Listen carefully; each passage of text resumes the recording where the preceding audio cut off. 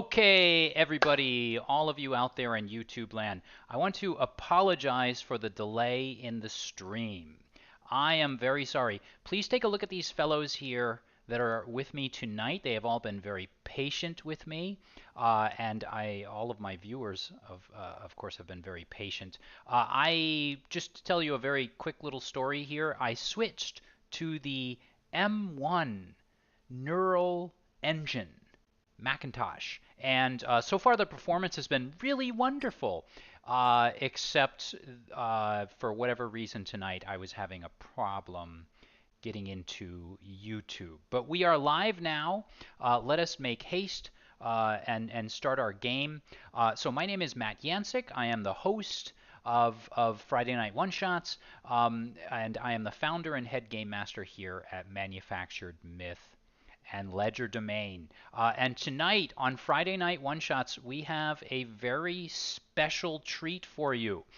Tonight, I am a little bit nervous here, not because everything got screwed up for the first 28 minutes of the stream, but I'm a little bit nervous because I'm handing over, like a father, handing the keys of his Ferrari, or perhaps in my case, his Edsel, over to, or maybe a Pinto, handing them over to his son. So too tonight do I hand over the keys to the stream to my good buddy Steve Kanaras, who is going to be running Monster of the Week from Evil Hat Productions. So he has been working, from what I understand, around the clock, 24 hours, to ensure that M1 neural engine does not interfere with our game, which unfortunately that was my fault here. So Steve, why don't I turn it over to you? And of course, I'll just sort of be Mr. Host. And as we go through the game, please don't be distracted by what I'm doing. Like, I may be running like little things in the background that I always, I couldn't actually get going in the time that we were delayed. But please, Steve, I'm gonna set up a hammock. I'm gonna lean back and let you do your thing. All right. Thank you, Matt. And hello, everybody. As Matt said, I'm Steve Kanaras, and I'm going to be running this beautiful game, which you It may be able is. to see. But Monster of the Week by Evil Hat and Generic Games, powered by the Apocalypse, is the game system.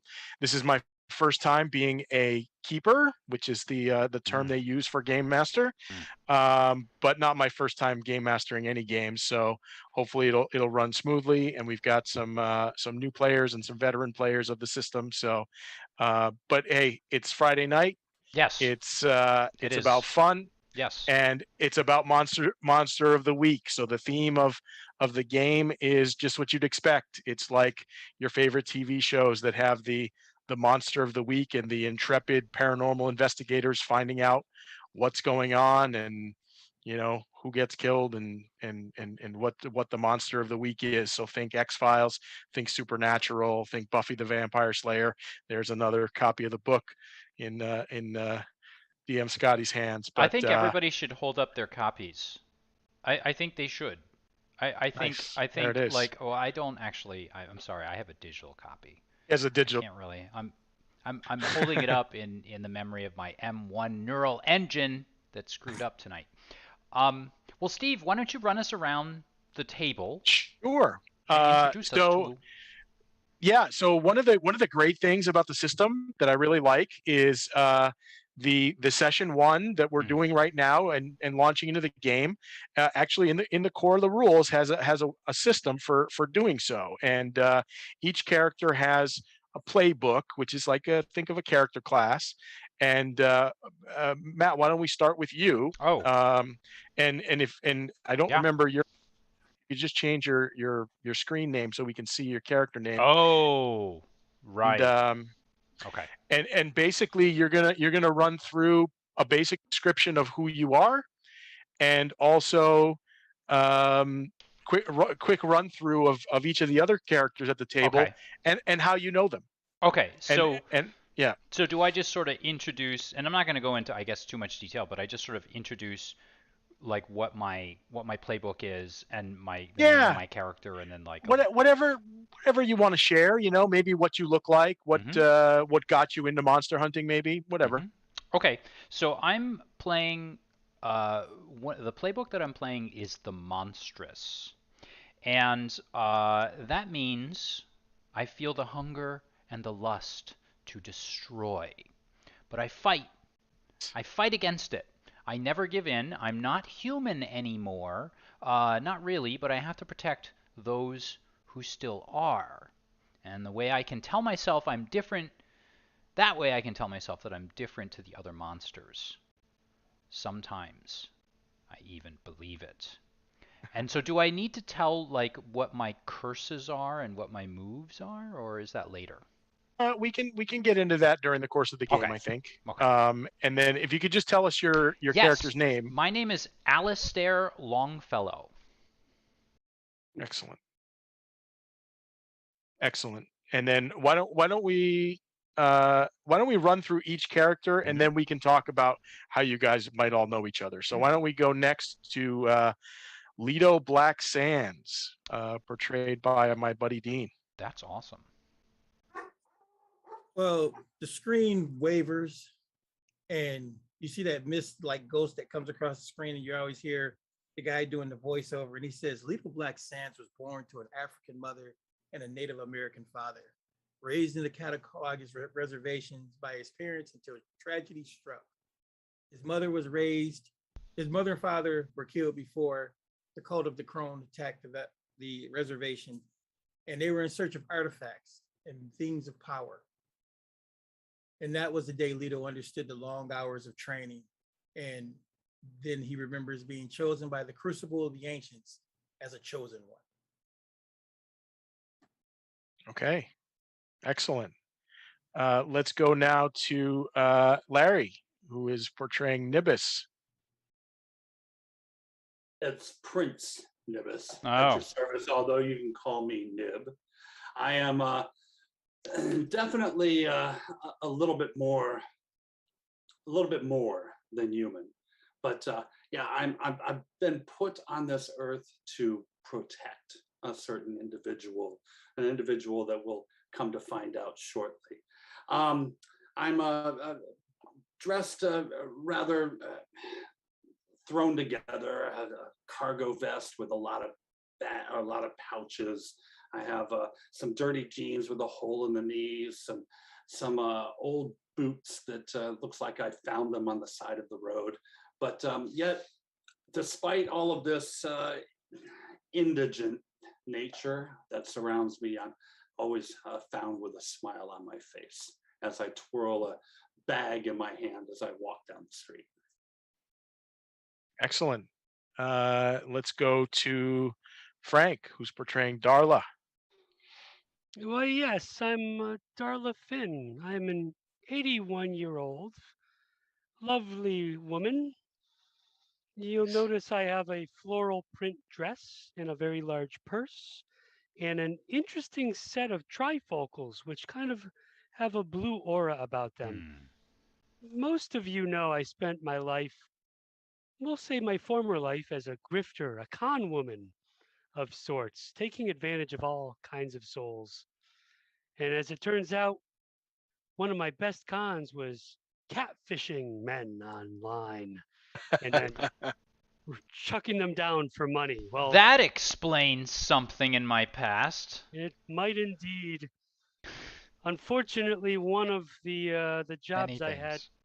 turned out to be a vampire, and things would have gone south had it not been for another hunter stepping in and taking over, saving me. Hmm.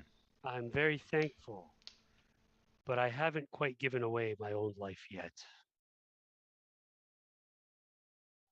Excellent. All right, and last but certainly not least, Lavina, portrayed by DM Scotty. Oh. You will know that I am not from your time. I come from another place. I come from London in the Victorian era. My father was the famous Van Helsing, or my grandfather was the famous Van Helsing. Unfortunately, I was struck with a disease early in life, and I became chair-bound. But my grandfather and H.G. Wells teamed up to create a wonderful chair for me to get around in. It's run by the amazing innovation of electric power.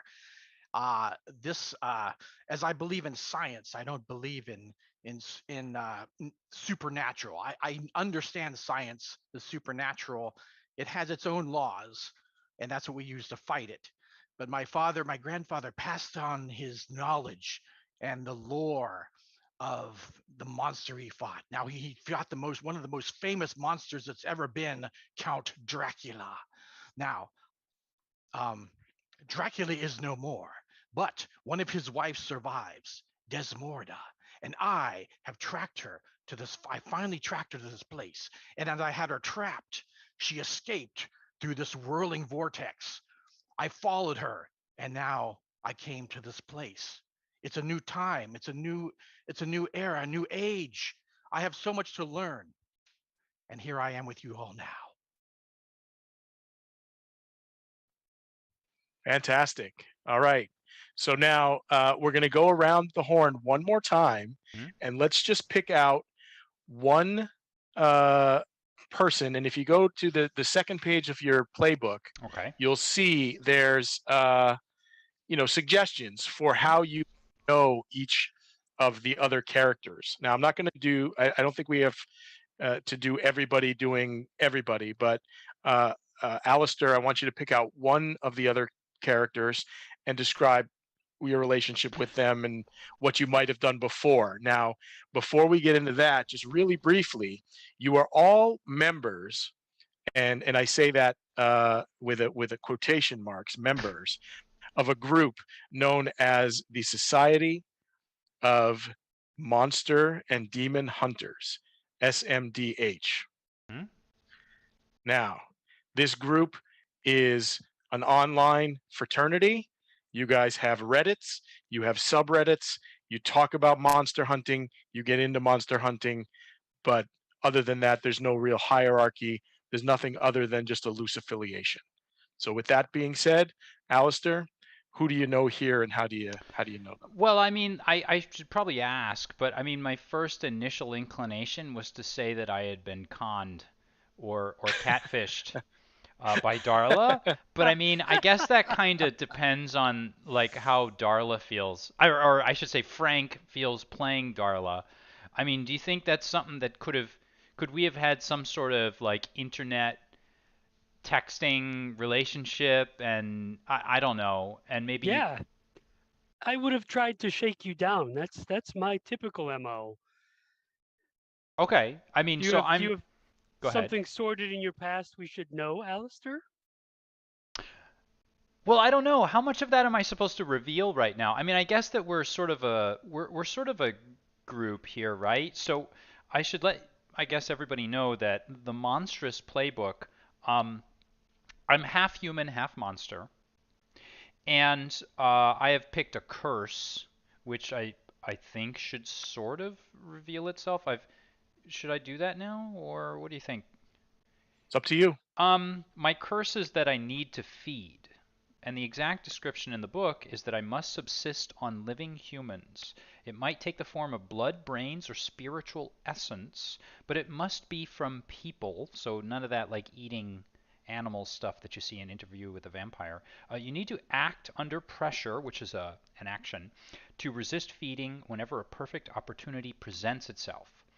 So I probably would, I'm guessing, Darla, I would have shared that with you like secretly through the internet and maybe actually enjoyed the fact that we don't actually meet because it gives me the opportunity to sort of not have to disgust you with it, All right. I guess. Yeah, Is that that that is that all makes right? sense. Yeah. Okay. So I guess I'll pick that. All right. Over to Dean. I'm sorry, Lido Black Sands. Sorry, Dungeon Matron.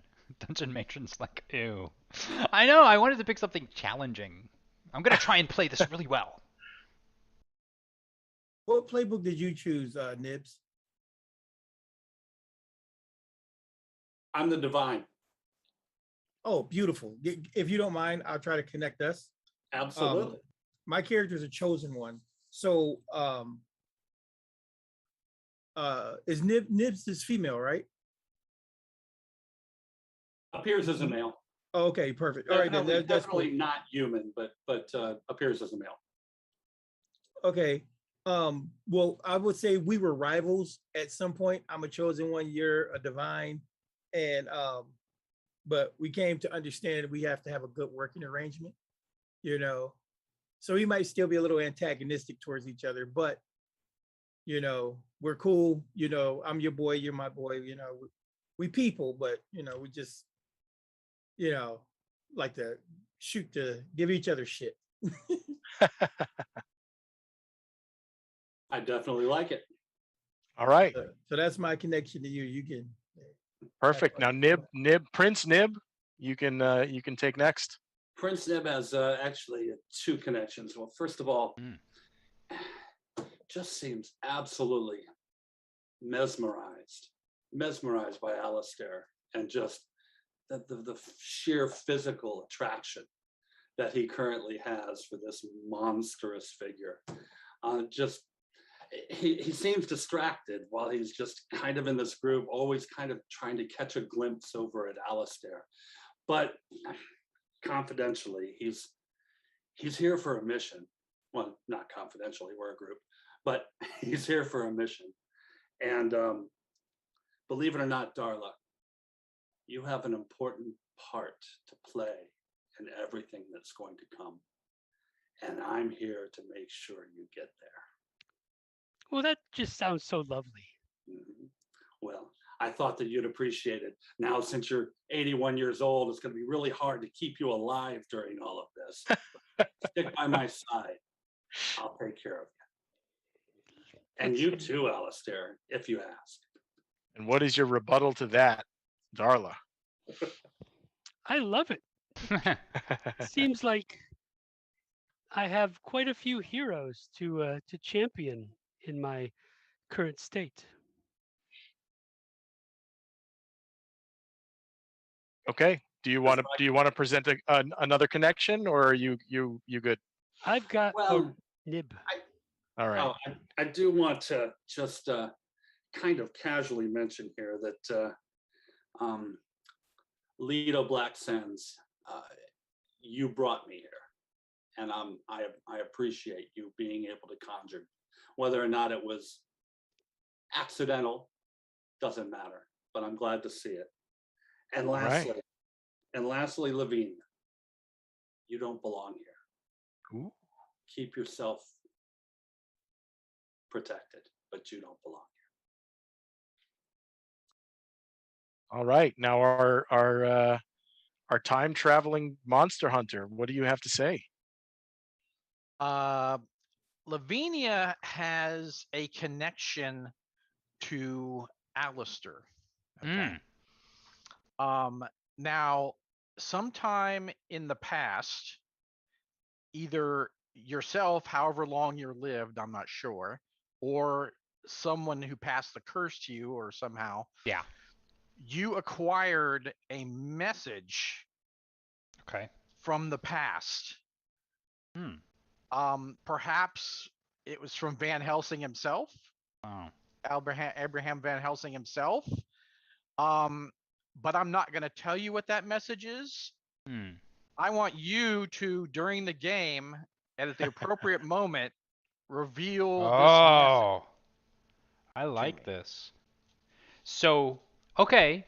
So we don't have to say anything, if I'm kind of following you here, we don't have to say anything more, say, specific. It could be in relation to you. It could be in relation to everyone. It could be in relation to something that's going on. We don't really know. I like that idea, and I can add to that I had been kind of wondering how old I might be, and I sort of figured that maybe I might even have some memory issues, and perhaps these issues they pop up when certain things trigger them. So with perhaps the keeper's permission, I may try to inject something along whatever Lavina's great, or was it grandfather or great grandfather? Grandfather. Grandfather Mhm. may have told me or sent me a message about. Okay, as Great. long as the keeper's Can I okay with that. interject? Cool. Mm-hmm. Any of it now. So I'm glad you brought it to that, because this is the role of the keeper. You guys are the stars of the show. You guys are the hunters, and it's my role to guide the game, but you guys run the game.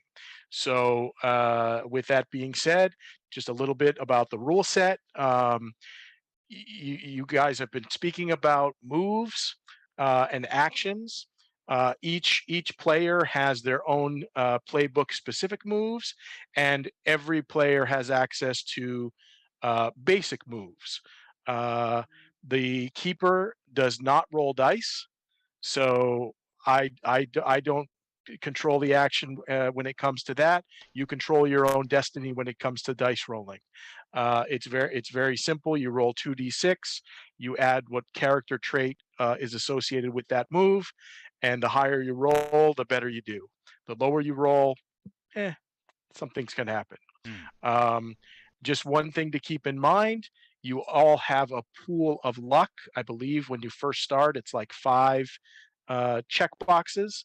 Mm-hmm. You can use them to soak a wound, or they call it a harm. So you can use a luck point to not heal yourself, but just avoid being hurt. And you can also give yourself an auto success, meaning Mm. no matter what dice roll you actually rolled, you can use a luck point to make it a 12, and a 12 being the highest. So keep that in mind. You do have that pool.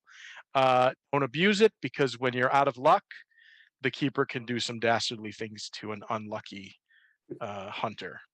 So with that out of the way, I'm excited to run the story. You were all sent a letter a couple of days ago, on the 18th, in fact, of August. Does anyone have that letter to read, or do you want me to read it out loud for everyone? Yeah, go ahead and read it. All right. It says, from the desk of Warren J. Worthington IV, Esquire, August 18th, 2021. Where have I heard that name before? If you're a Marvel Comics reader, you would know. Of Oh, course, I okay. know. Dear Hunter, your reputation precedes you, and I have need of your services. You will find enclosed a ticket to Baltimore Washington Airport on Friday, August 20th, 2021. When you arrive with your companions, my driver will bring you to my estate. At that time, I will relay the nature of my troubles. Your unique skills will be tested to their fullest extent, and the situation is grave. You will be paid $50,000 plus expenses for your services. I trust this is most generous. I eagerly await your arrival. Very truly yours, Warren J. Worthington IV. And at the bottom, in the footer of the letterhead, says Angelic Equine Stables, Columbia, Maryland. Okay. Can I So point out the East Coast bias that these Friday night one shots have? I mean, we never have anything happen on the West Coast. What's up with that? Can I say something about that? May I say that because this is my channel? sure.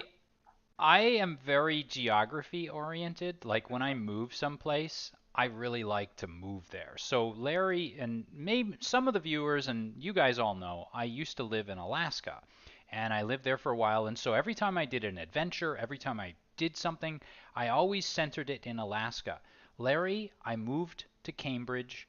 Everything's going to be on the East Coast. It's your turn to move out here. Sorry, Yeah. please I'll continue. consider. And your intrepid keeper lives in Maryland, so That's true. we have Yes. we have some roots And- there. But and you I got will people- also say, and this is it was not on the channel, but we also ran a 20-week or more Rifts Yeah. campaign in Alaska. Yeah, that's last true. when the We're all pandemic tired of it. started. So, Yeah. but at any rate, All right. maybe the next game will be in Alaska. So, You guys got that letter? Lido, you have a question? Well, it says for me, one of my moves is at the beginning of the scene, at the beginning of the mystery. Yeah. Uh, basically, it was, it says here, at the beginning of each mystery, roll plus weird to see what is revealed about your immediate future. On a 10 or better, the keeper will reveal useful details on the mystery. On a 7 and 9, you get a vague hint. On a miss, something bad is going to happen. Okay. Why don't you go ahead and roll your dice and add your weird bonus to it? Yep. Ooh, I get a minus. That's still not bad. I got a 9. A 9. So can you just read for me what was the chart on your playbook? On the 7 and 9, you get a vague hint about it. And it's a vague hint about the future of what's going to be happening to you. Yeah, the immediate future. The immediate future. It's like an insight into, basically, it says at the beginning of each mystery. So I think it's like an insight into the adventure or whatever. Gotcha. I'm gonna type it to you, Lito, in the chat. Okay. And then you can reveal it to your comrades if you choose. Okay. Or we can just watch. Now we can't. You're gonna private send it. I know. You're gonna private message, right? Correct. Sorry. So, I just sent you your vague hint, so you can take a look at it in the chat. Oh, that's cool. Oh, all right. All right. Anybody else want to do anything before you guys get on the plane? Yeah, now, I want to interject here. I'm not in the planes all that much. I, in fact, have been driving vehicles. Are you the B.A. Baracus of the group? 57 Chevy. Yes, I am. I ain't getting on no plane. And I have a Ford conversion van, a nice beige color with beautiful back windows that I picked up on the cheap back in the late 70s. I'll be driving that to Baltimore, Maryland. Okay. Not taking the plane. As long as Darla.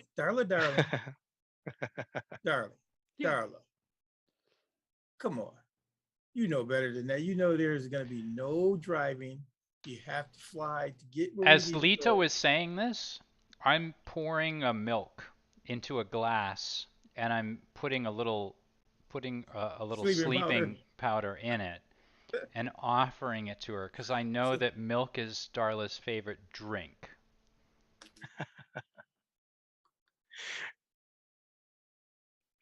So let's assume that you guys are all where do you want to be geographically? Not Alaska, because he won't be able to drive from Alaska. But that's the whole point. That's the whole point. We can't drive anyway. Yeah, that would be good. Yeah.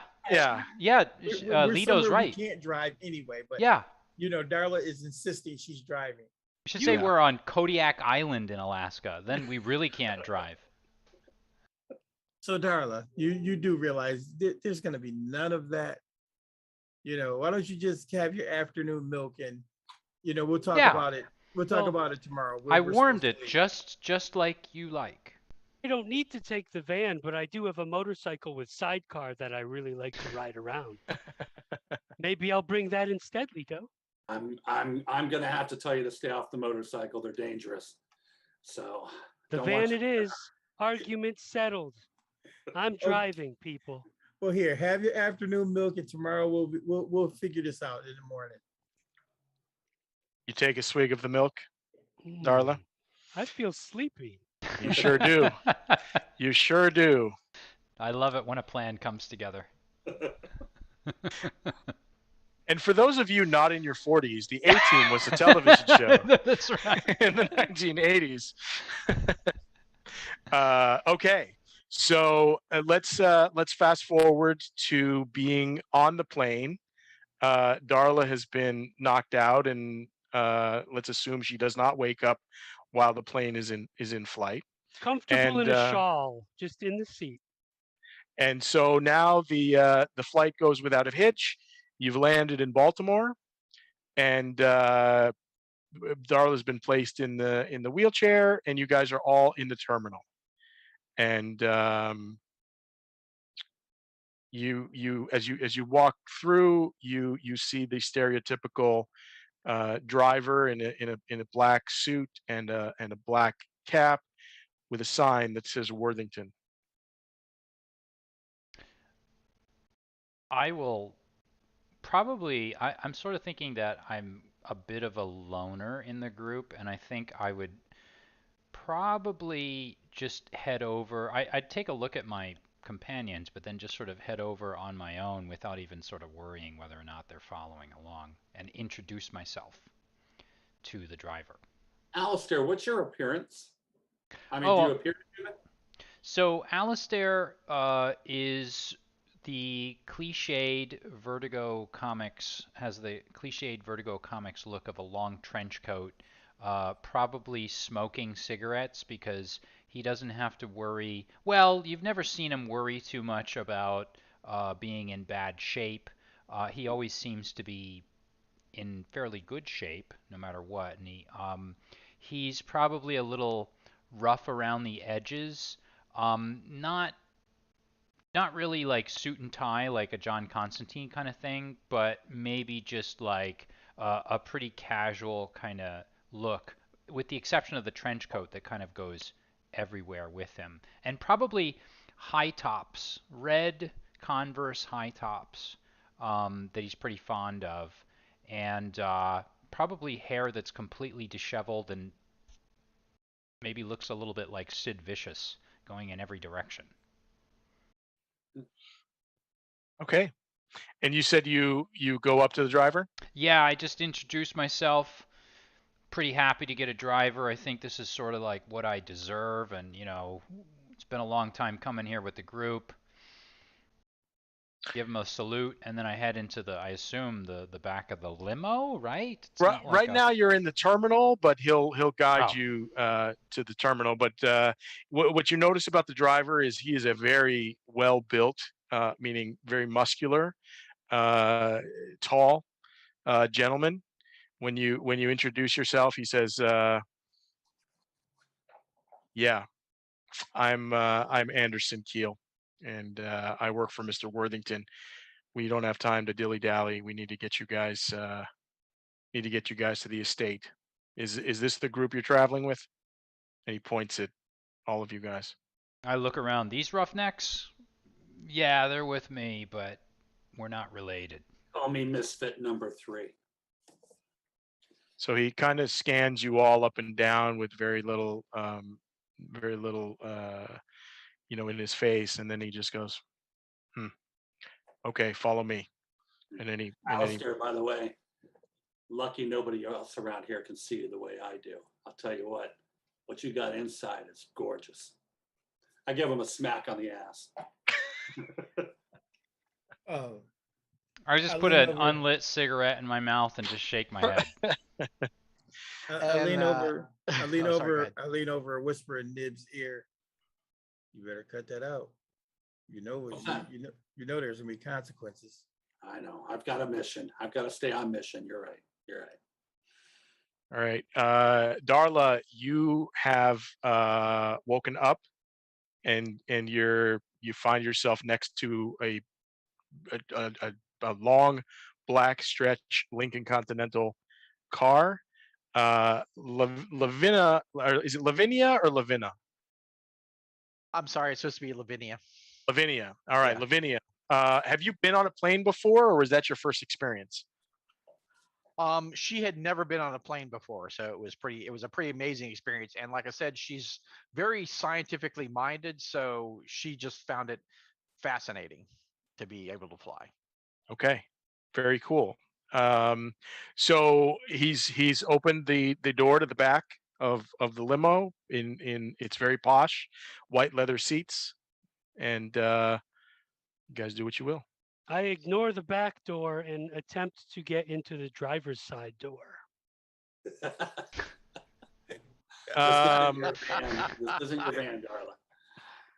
Anderson says, "Ma'am, back here, please." I am perfectly capable of driving this. I'm going to attempt, Keeper, to manipulate him. So Okay. I'm going to use my grifter skills. And when I'm about to manipulate someone, I ask the keeper, what will convince the person to do what I want? The keeper must answer honestly, but not necessarily completely. Okay. Go ahead and make your roll. I'll use my charm, correct? So, are you using the manipulate someone skill, or do you have a move Yes. of your own? Manipulate. Okay. Manipulate someone. Okay. Go for it. And it is your charm, correct? Use my charm. 7 plus 2. I have a 9. I'm going to give him big, sad eyes.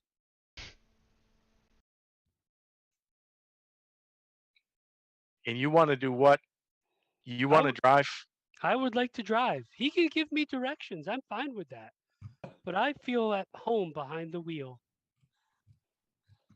All right. He looks on you with a little bit of pity, and you remind him of his grandmother, and he motions to the rest of you guys, get in the car, everyone. I am And then already in the car because I'm just used to this nincompoopery, and I'm just waiting for all of it to settle down.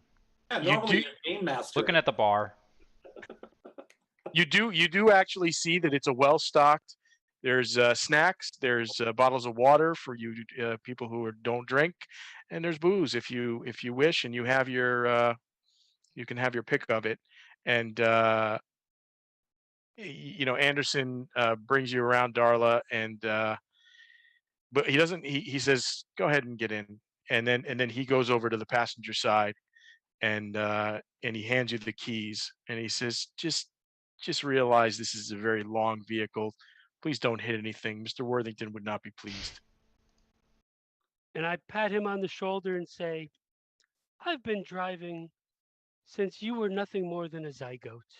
And I turn that ignition and crank right. on the accelerator a couple times. All right. You're gonna let an 80-year-old drive? There we go. Come on, Lavinia. You don't know anything about driving at this Hang point, on. right? So All right. Lavinia was the last one to pull up into the van, which was kind of annoying because you got the whole, got to put the chair in the van and all this. But she, to kind of fit in with her crazy wheelchair that she has, right? This thing is built like a rock. Like it could Okay. slam into a car and not be destroyed, right? This thing is like solid. It has kind of these brass lions on the handrests. That's cool. It's electric powered. It has and what she's figured out with the rest of the people here is that she can't hide the wheelchair. It's got this Victorian look, right? And this fantastical, amazing Victorian look. And so what she's found out from the group is that she should cosplay. She found out what cosplay was.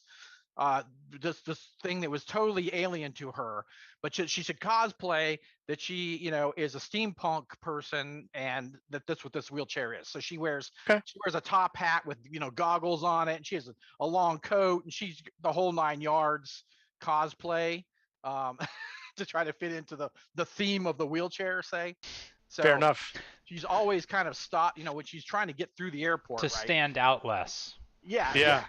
I So mean, everybody's stopping her, wants to look at the thing, and so she's always kind of well, except for Darla.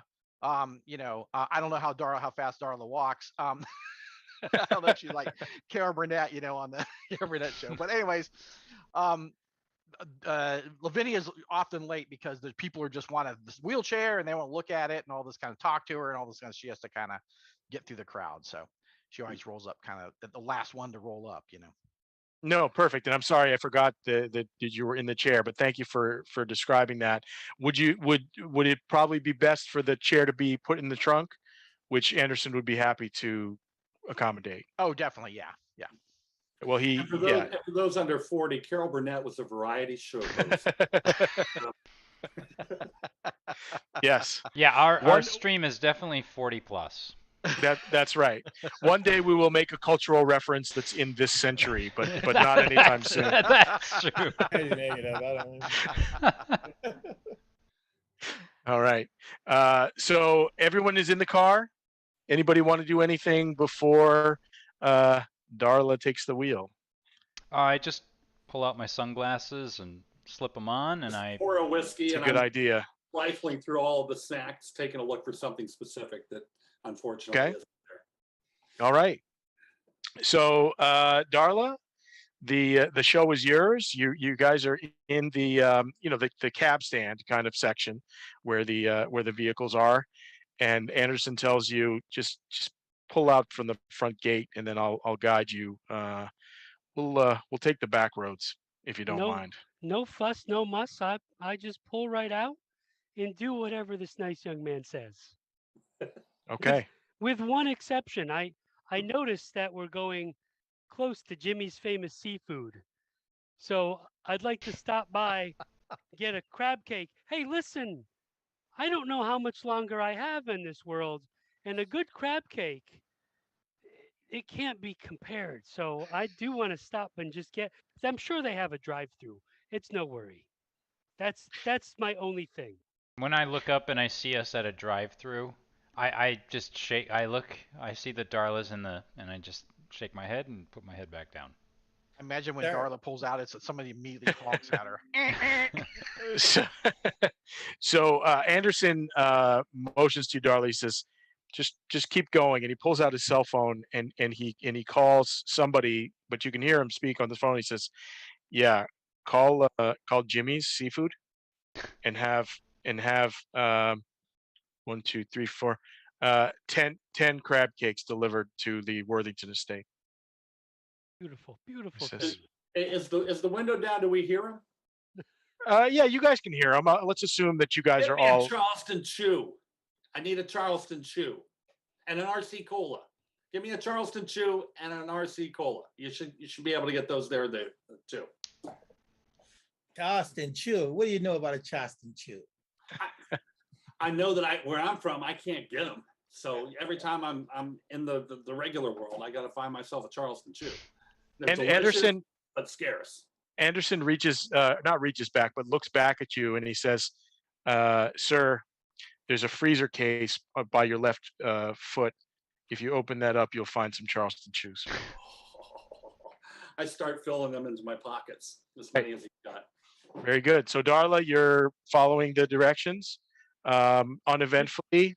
As if they were written. Takes about half an hour. You cross through the countryside.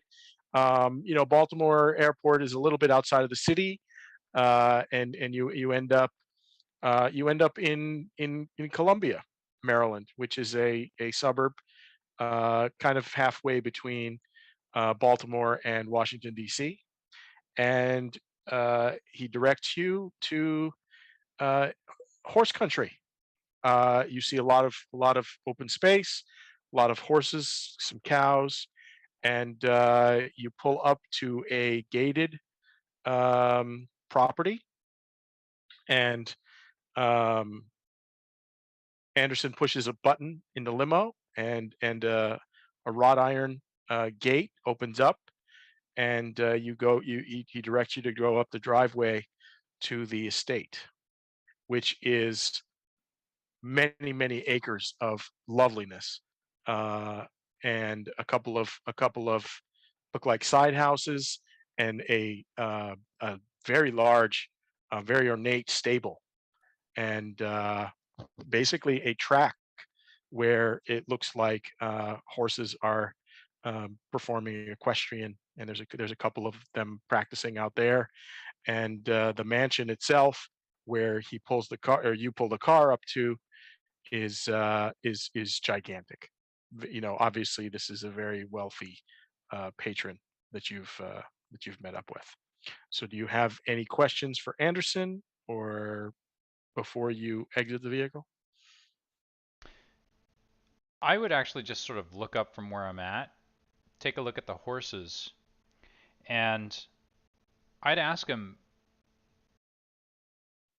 what if they're breeding the horses as racehorses, or if they're just, are they carriage horses, or what's the deal with the horses, man? Who cares what kind of horses they are, Alistair? I give them 2 pieces of copper out of my pocket. That's kind of a thank you as a tip. 2 pieces of copper? He looks at it. Me? Are you giving them to me, or? No. I give them to the other guy, the chauffeur. He says, "Thank you, sir." Anytime. There's more where that came from. So I'm basically ignoring the prince, and I ask again. So what's the deal with the horses? Mr. Worthington is taken to breeding and training equestrian for a good competition. And these horses are they're not show horses. They're equestrian horses. They do jumps, they do rides, but very the Olympic equestrians train here. Well, they say you can lead a horse to a gate, but you can't make it jump. Whatever. True. Let's go meet this guy. I'm curious as to what our mission is. All right. So all the pleasantries and whatever aside, he helps Lavinia's wheelchair to her. He turns to Darla and he says, extends his hand, looking for the keys. I hand him the keys and I say, you might want to check the brake calipers. They were kind of sticky, but otherwise a beautiful, beautiful ride. And hand the keys to him. Noted, ma'am. Thank you. And he has a bearing that any of you would probably recognize as fairly military in the way that he acts and the way that he talks. I don't think I asked, how old is he? Probably late 20s, early 30s. Okay. Oh, all right. So he's fairly young. All right. Yeah, fairly young man. And he says, just wait here and I will see if Mr. Worthington is ready to see you now. And then he walks off up to the front door of the mansion, leaving you guys sitting there. As you are sitting there, a car pulls up, a Ford Pinto, in fact, and you say, and he pulls up and he says, Uber Eats, I've got some crab cakes. Oh, lovely, lovely, lovely. I will take the bags and gingerly distribute them to my fellows. Okay. There's no end to the wonders that this phone can do. All right, so you've got a couple of minutes. Anderson's just gone up to the house.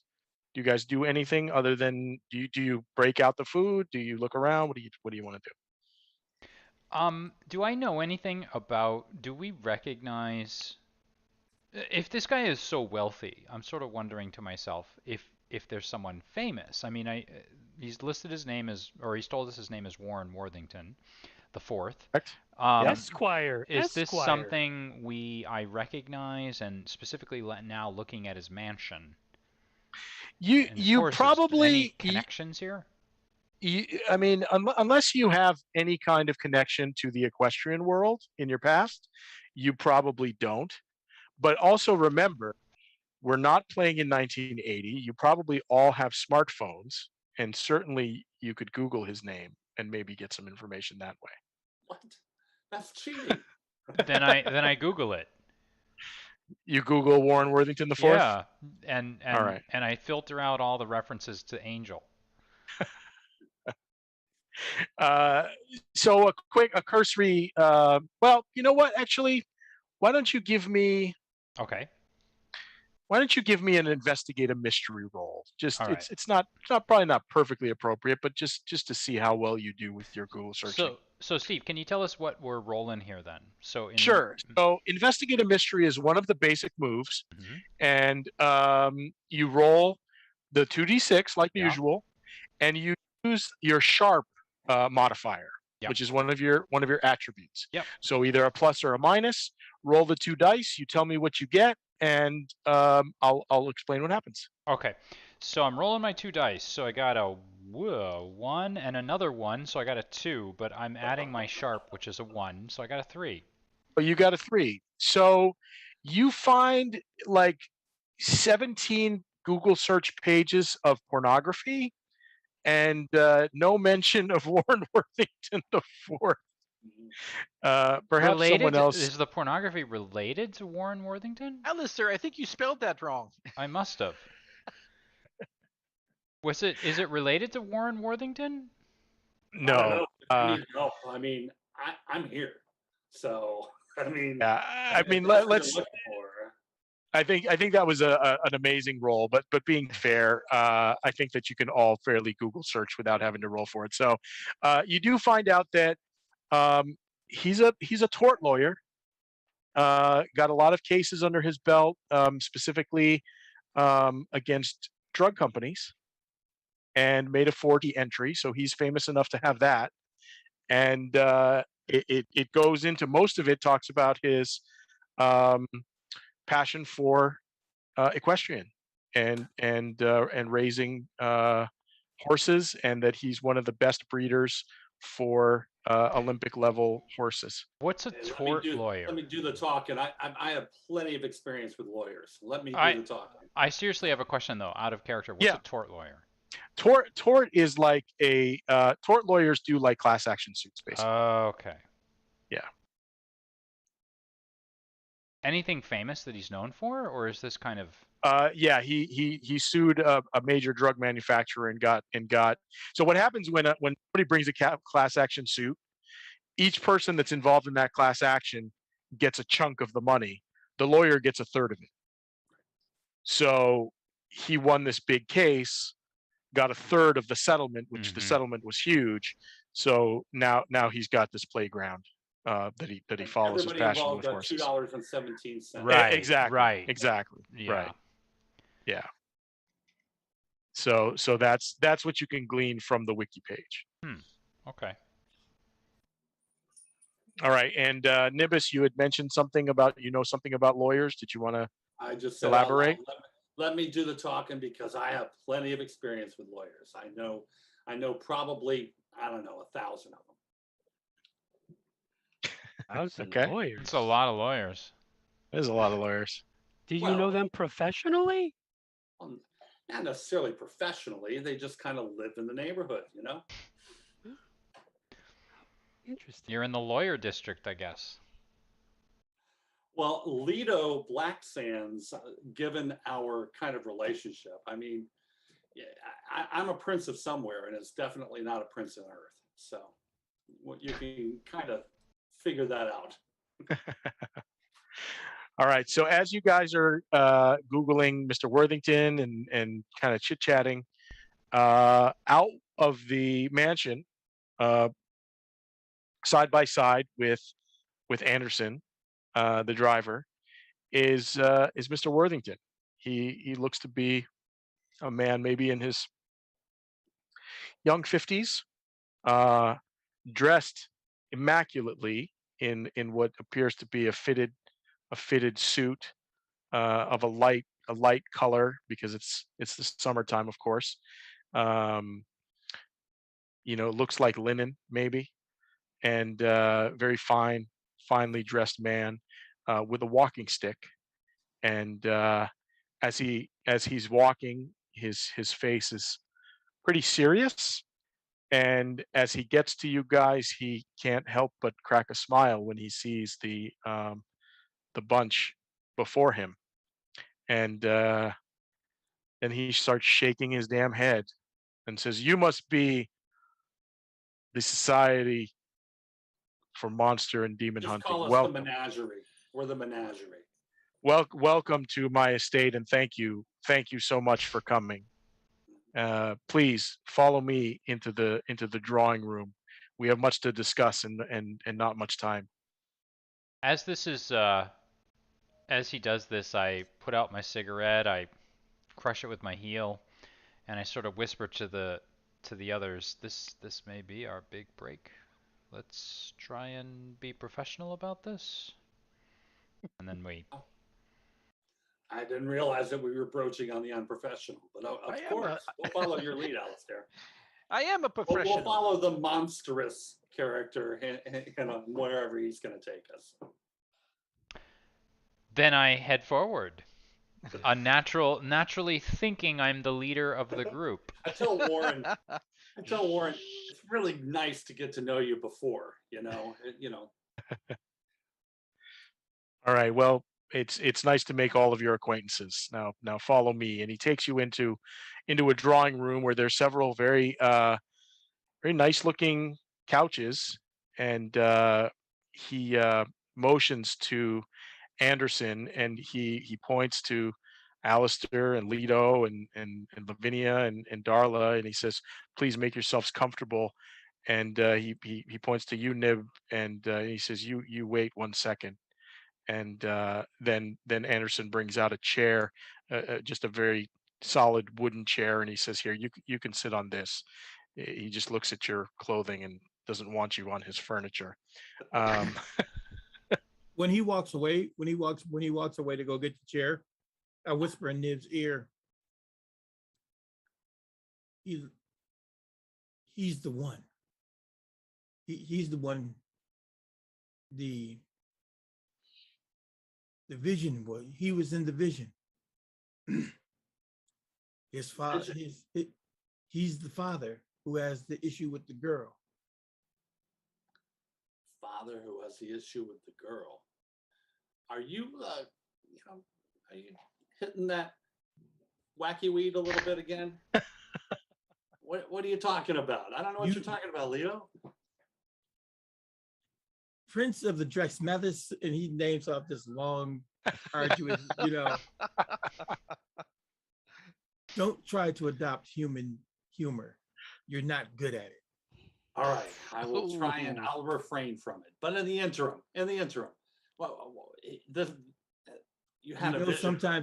Sometimes I have glimpses of the future. And you had one about this guy. Remember the one I told you? The father, perhaps a child, the daughter. Got it. So it's him. We're essentially going to play into his. Is it a trap? Do you think? I don't know, but more or less, I say it loud enough. I'm kind of talking to Nibs, but I say it loud enough to get everybody's attention and get that out very quickly. Go, okay, he's coming. All right. Perfect. And as he does that, Anderson brings out the chair. Warren sits in on one of the couches, and he says, "Thank you so much for answering my call. I will be very plain. It has been a very trying 2 months. As you have no doubt seen, I raise prize horses here, and 2 incidents a month apart, I've lost these horses. Two prize horses slaughtered in their stables. And that was 28 days ago, the last one. So I fear it's going to happen again. I don't, yeah. Go ahead. I was going to say, in my own mind, so because I need to feed, I'm going to ask you, would I maybe have any kind of underground inside information on others that need to feed off of animals, perhaps, like horses? I am actually not able to do that. I have to feed on humans. But would I have any information on? I mean, I can think of some ideas, but I'm just wondering if. Sure, I'd be willing to say that you guys are fairly adept at monster lore. I mean, you are in the monster hunting profession. Certainly, Lavinia's got a 100-year-old history of it.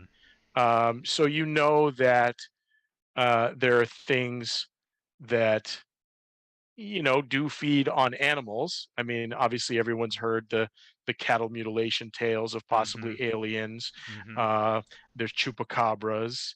There's werewolves. There's any number of beasts. Skinwalkers is one.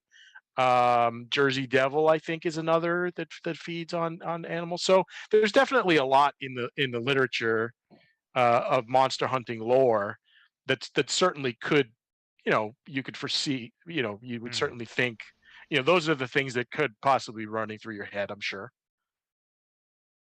Okay. Um, so he does say, I fear that it's going to happen again. So I would like you guys, and I'm paying you very handsomely to find out what's been killing my horses and to make sure that it does not happen again. Mr. Warrington, do you perhaps have the corpse of the former victim, or what you call photographs of the murder? I anticipated a question such as this, and thank you for being a very adept and astute at your job, Ms. Van Helsing. We do have a catalog. We were able to get some photographs. I also have a contact within the county police, who it's outside of their normal protocols, but as you can imagine, a man of my mm, standing in this community, I could pull some strings and perhaps let you view, or he would let you view the police files. They've investigated, but sadly, and I do not like to speak ill of anyone, especially authority figures, but they don't know their ass from their elbow when it comes to investigating this. They've got no leads. I have my suspicions as to what may have happened, but they have found nothing. But maybe, and that's why I turned to you, because the normal channels have failed, and I believe that there is something amiss here. As you gentlemen and ladies are no doubt aware, there is a full moon coming up. I don't believe in demons and goblins and werewolves, but that's the only thing left. I'm a logical, rational mind. That's why I'm such a good lawyer. But this defies logic. So then, When Mr. So when he Worthington, says that, Lito looks up at him, he goes, so how would you explain? And you just see like it looks like a layer of his skin kind of just starts to morph off, and it turns itself into this African style sickle like bladed sword called a Ngumbi Ngoil. Um, and it just sloughs up, and then when it forms, it seems to be made out of uh, wispy lines of like ghost light, and mhm. the ghost light is a very very deep green. It does when it glows, but the glow doesn't go anywhere. It doesn't light anything but the man that's holding it. as Leto does this, I open my trench coat without anyone seeing, and I look in at my sword, and I just mumble, "Why don't you glow?" And then close my trench coat one more time. And basically, and he does that, and then it just waves his hand again, and you see it morph back into flesh, back up his arm. Explain Mr. that. Mr. Black Sands, I appreciate your display, and given enough time and enough resources, I'm sure that my scientists could understand exactly what's happening with that. But I'm not here to argue with you. I've called you here to help me, and I will pay you very handsomely if you are able to do that. So let's leave the philosophical and metaphysical debates aside, and maybe you can get to work. Um, the full moon is Sunday. Today's Friday. I fear the attack will come Sunday. So if this can be resolved before then, without any bloodshed, without any loss of my precious horses, that would be much appreciated. As I mentioned in the letter, your bank accounts will be electronically deposited with the sum of $50,000, and I will even cover your income tax on that money. So it will be very rewarding for you, and all expenses are paid, including Miss Finn, the crab cakes, which I am hoping that you have delectably enjoyed. Delicious. Thank you so much. You're welcome. So, what questions do you have of me? So Mr. Warrington, did the last two attacks take place on the full moon? Yes, sir. Were there any signs of? Were there tracks? Were there marks? That is where the failure of our system of policing seems to be. I don't know whether it's because they are horses and they don't give them the kind of attention that they deserve, but I felt like the investigation was very slipshod. So unfortunately, I do not know if there were any tracks, but maybe the sergeant, when you speak to him, the detective in charge of the case, can give you a little bit better idea if there was something like that. May we have access to the barn? We should see course. the space where this happened. Of course, no doubt, no doubt. You would see that, and I will also mention that I have a rival, and this is who I suspect is responsible. He operates an equestrian site, a training site, and he known as Asmodeus Stables, and he is a piece of work, and I would not put it past him to try to disrupt my business and my training, because he's jealous of me, frankly. So you may want to pay Mr. Whitlock a visit as well. A name like Asmodeus Stables just screams to me ancient one, or ancient, like, does that mean anything to us, or is it just a really cool sounding name? No, I mean, if again, you're demon hunters. Asmodeus is a very common biblical devil, so you certainly would know that that's thing. And just in case you've forgotten, this man's stable is called Angelic Equine Stables. So Can I Right. can I make a sharp roll? Basically, it's basically investigative mystery, read a bad situation. So the idea I'm thinking is that maybe I have heard of angelic Asmodean equestrians Yeah. before, and what it is it's a bit of an analogy to an ancient prophecy. yes, I think it's probably properly investigate a mystery rather than read a bad situation. But yes, if you want to make a roll, the way that the investigate a mystery thing works is if you make a success, you can get one or two holds, they call it, and you get to ask me two questions, and I will answer those questions. And so the mystery will be if you've known or heard of anything having to do with Asmodeus Stables, and go ahead and make your roll, please. Hold on a second. Hold on. If two of us help, can we get him a +1 on his die roll? There is a help out basic move. It's a cool, so you add your cool score to it, and you roll that first, and depending on your result, you can help him out with it. Okay. Yeah. I will help him. I'm going to kind of just attune myself to what's going on. And I got an 8 + 2 is 10. 10. So 10 will give him a +1 on his roll. All right. And my sharp is +1. Okay. I rolled a 9, so 11. So that'll be an 11, which gives you 2 holds, is what the terminology, and that gives you 2 questions. So some of the examples they give you: what happened here, what sort of creature is it, what can it do, what can it hurt, where did it go, what was it going to do, what is being concealed here. So go ahead and come up with 2 questions you want to know about Asmodeus Stables.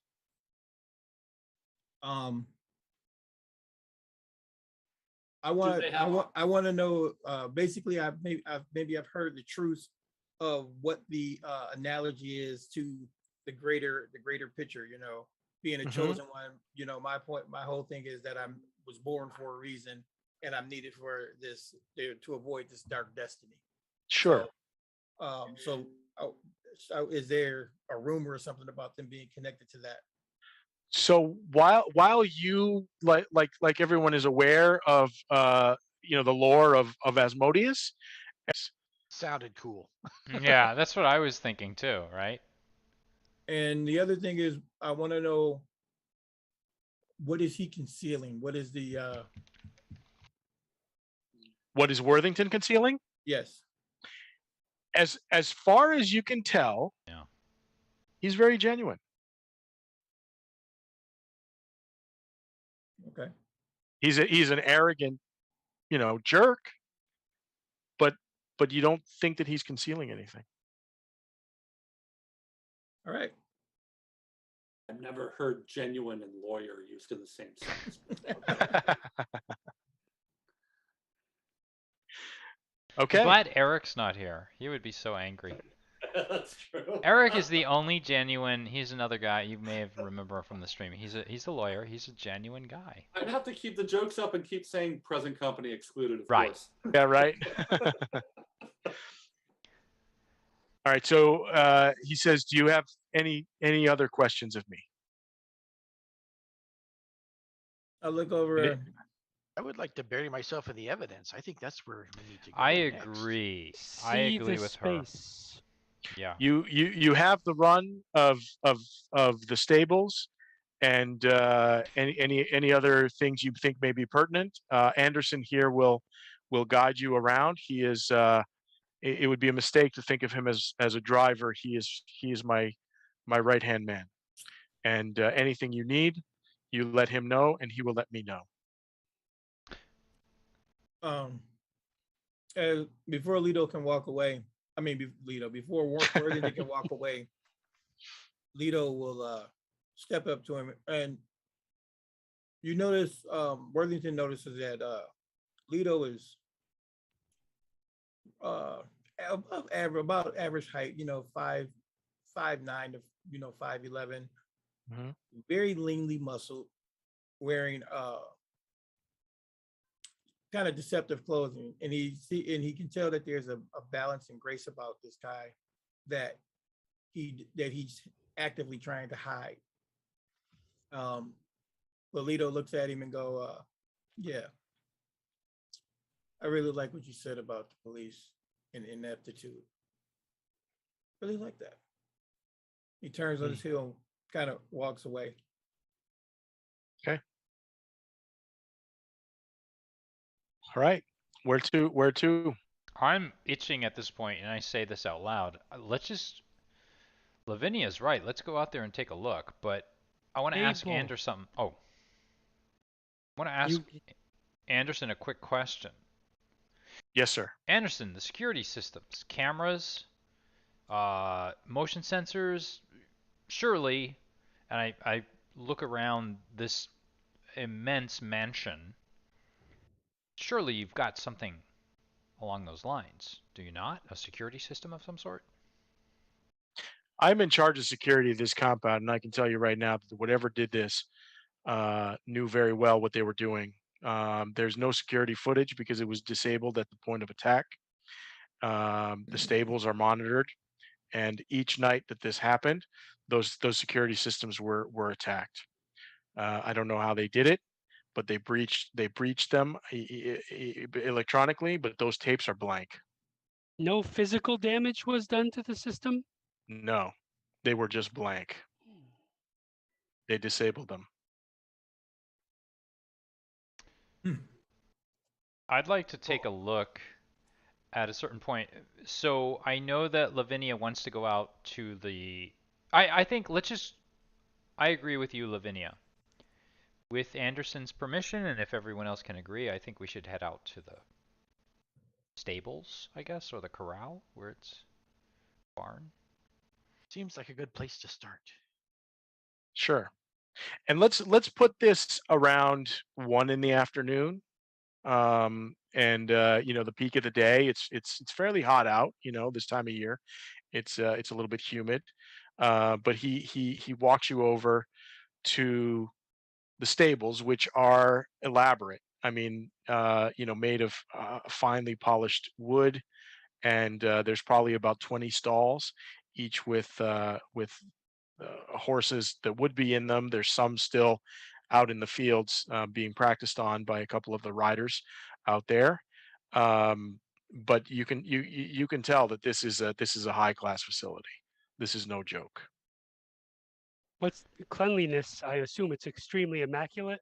Immaculate, immaculate. And Anderson walks you over to the section that there were 2 stalls. The first attack took place, let's call it stall number 1. The second attack, stall number 5. Nowhere really near each other. But he shows you and he says, of course, everything's been scrubbed, since, but I found the horses both times, and these things were gutted.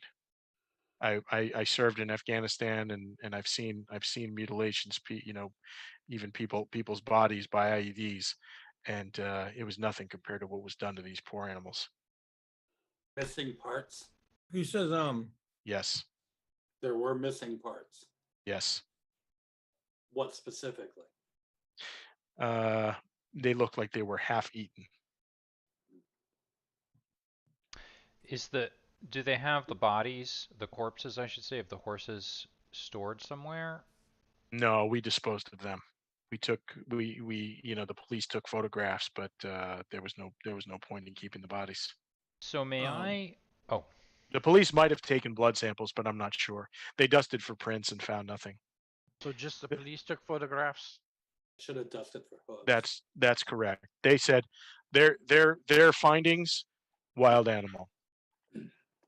so I think that's bogus. That's a pretty big wild animal. That's what I said. I feel like on the Venn diagram, this slightly kind of it encompasses what I do actually myself as someone that feeds. I'd like to take a look at both stalls, and I'd like to use the action investigate a mystery. And investigate a mystery can be used for this, correct? Like physical things, not just talking. Correct. Yep. Okay. And I'd like to take a look at the stalls. So now I want to take a look at the walls, look at the windows. I'm looking for and I haven't actually revealed this to you guys yet, but you would probably have gotten an inkling of this. I have rather long teeth and sharp claws, which I sort of claim to be just, I've forgotten to to cut my nails or whatever. I'm looking for marks like that, and ways that these, whatever it was, got into the stalls.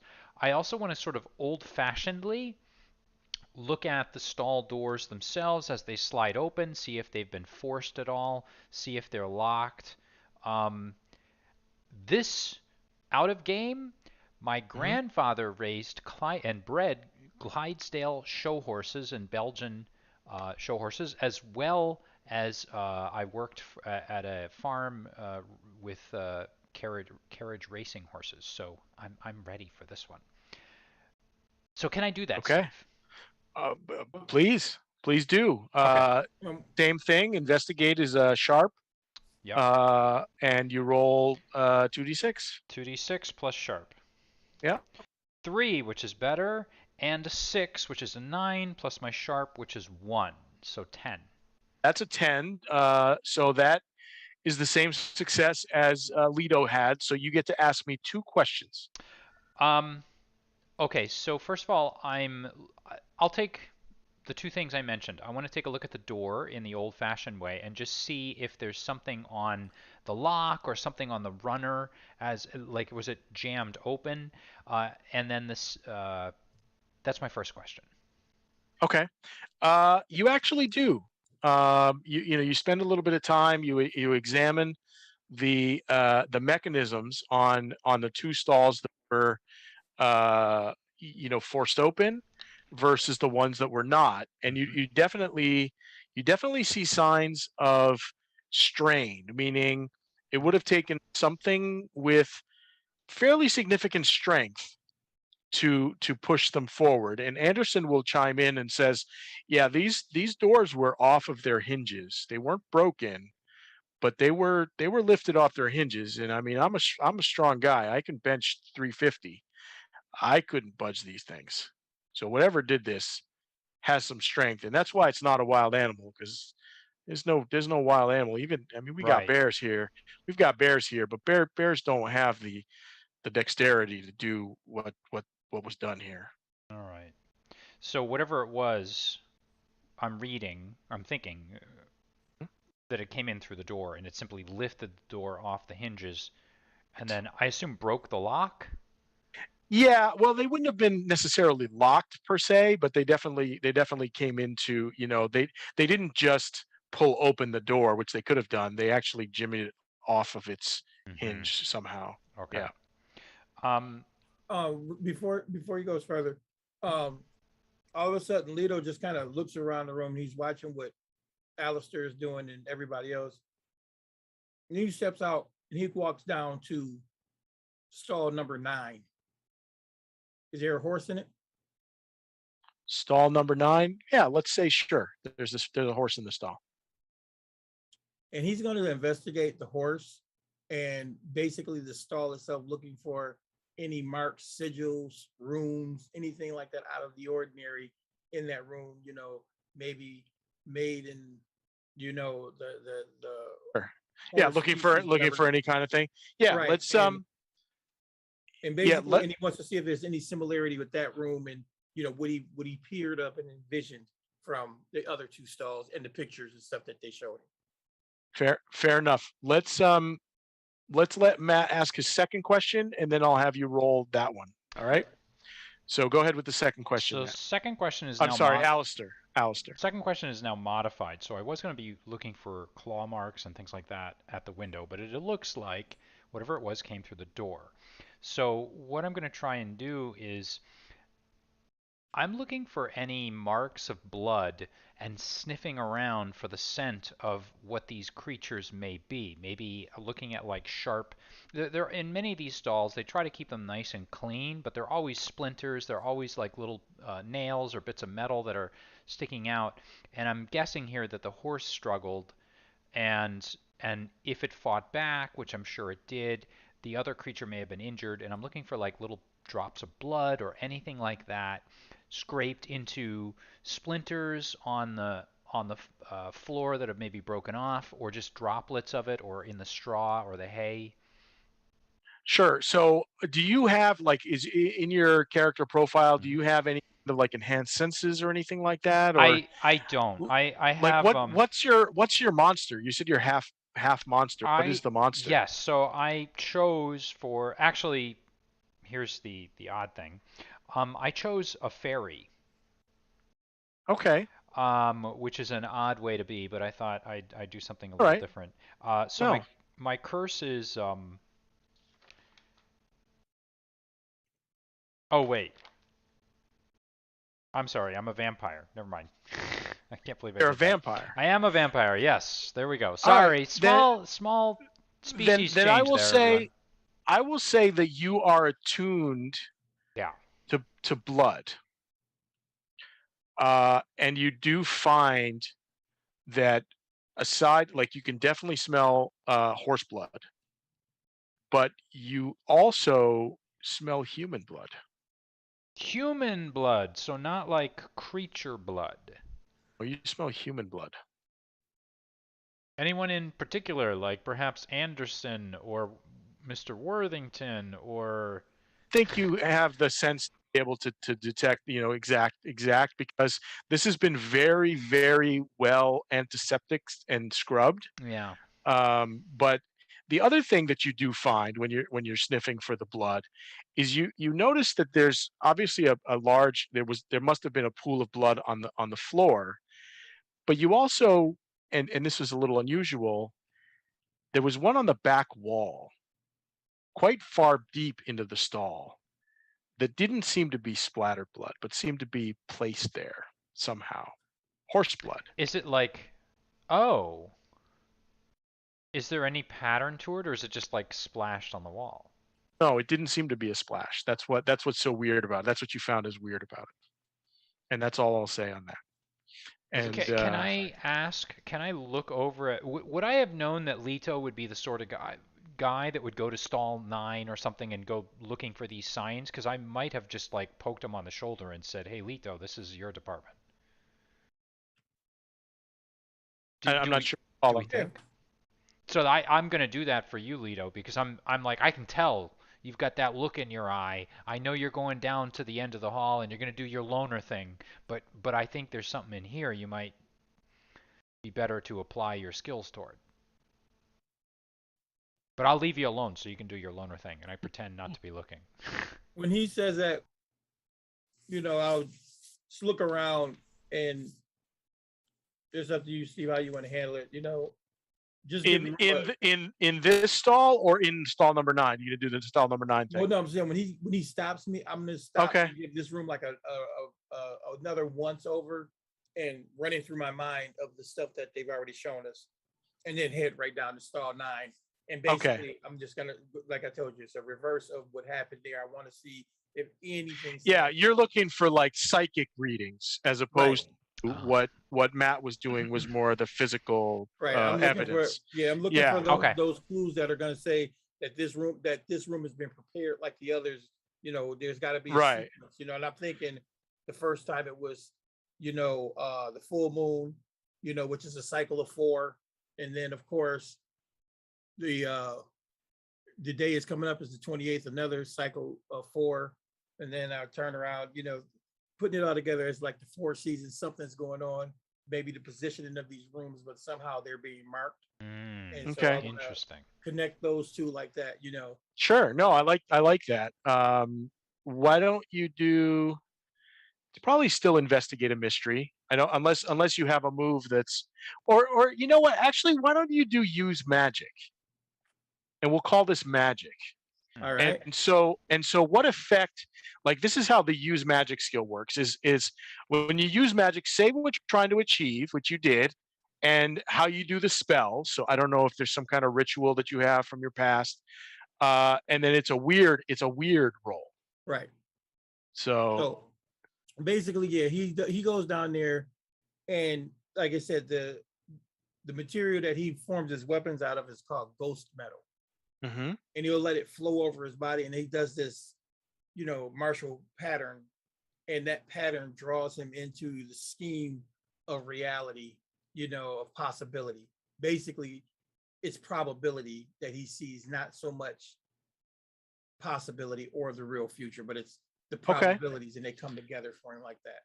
All right, so that's the effect. So you're looking to glean knowledge, basically, like kind of scrying. Right. Okay. Go ahead. And basically, in order to figure out if number 9 is going to be the next stall, is that stall Right. on a point of, is that stall on a point of, Yeah. Of direction, so on and so forth, the point on the pentagram, whatever.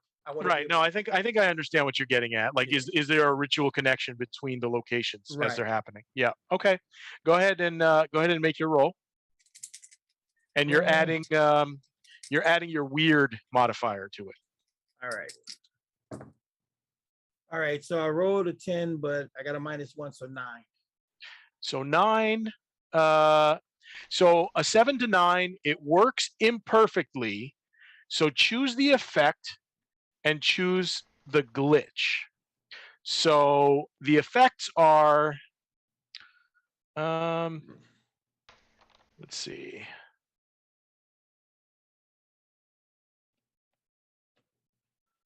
All right, we'll say the effect is observe another place and time, which is kind of what you're looking at because you're doing a little scrying.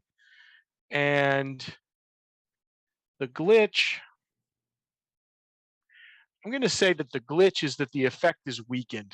So you can't pinpoint what's coming next, but almost like you suspected, the full moon cycle definitely has something to do with it.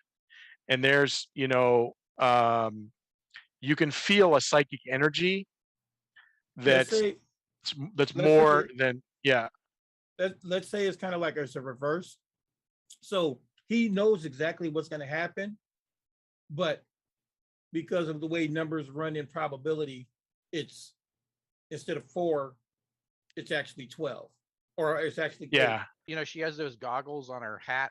she kind of pulls them down, and they have like a little switch that you can kind of do that look, the the close look at it. So she's trying to look at it closely.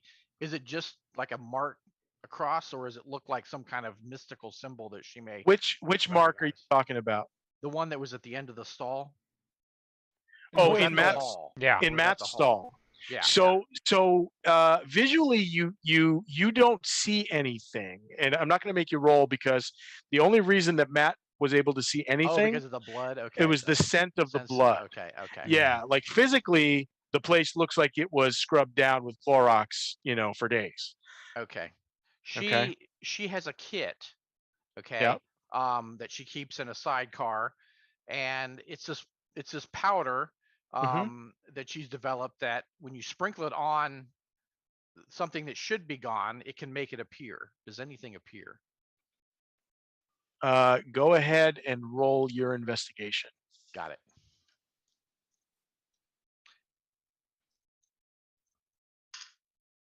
Not so good. I got a 5 total. 5. So I'm going to say because of the powder effect, you can make out some words. And it looks like the words were scrawled in blood. And what you make out is, "We know what you did."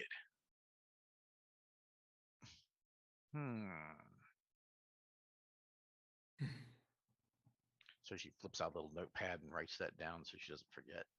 Yeah. Very detailed. She's still not comfortable with the phone. People borrow other people's phones, but she doesn't really carry one herself. Very interesting.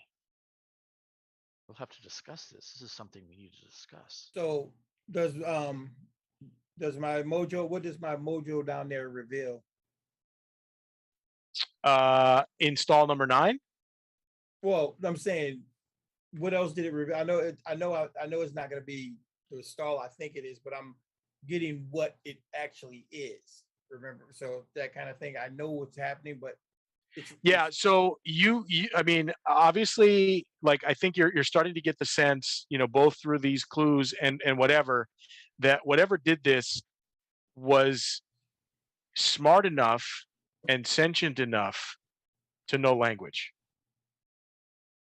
I mean, you're not only pretty sure, it's not a wild animal at this point. Pry the door off its hinges as well. That certainly takes it's not a wild animal. And just remember, you've investigated one stall. There were 2 attacks. Right. So do you want to look at the other stall? That was kind of my plan, was to look at. Okay. I figured we looked at one and the other, and I'm going from that one. Sure. So the facts seem to be that someone came directly from the doorway, smashed the doorway, came directly to there was no futzing around. It doesn't seem to be any futzing around here. But we haven't looked at stall exactly 5, where they were going. Right? So, that's true. So what I'm thinking is they either went to 5 first or. But these were separate occasions. Yeah, these were separate occasions. Right. Okay. For context, they were a month apart. Yeah. Right, Mr. Anderson, did these horses have any connection, the ones that were butchered, or were there commonalities? Not only to try and draw connections, but perhaps figure out who the next victim could be. Well, good question, Darla. Sure. So Anderson, when you guys were doing your investigations, Anderson was just kind of like standing off to the side. You get this given direction to like leave you guys alone. But if you want to engage him, he does come over. He says, "Ma'am, you had a question. So what is your question?" The 2 horses that were slaughtered, were they connected somehow? Did they have anything in common? Man, to my knowledge, they're all. I mean, he trained. Mr. Worthington and Dr. Gates, the horse trainer. They just I mean, there's better ones and less ones, but I wouldn't say that these were the pick of the litter by any means. They were just 2. They actually, if anything, they weren't really the competitive horses. They were more the training horses. So I don't see that there was any any targeting other than they were the ones where this thing attacked Hmm. and ate them. Seemingly no commonalities then. Correct. Not If that I you, know. Dr. Gates would probably be the one to ask about that. we should write that down. Their vet. Yeah, he called him the horse trainer. All right.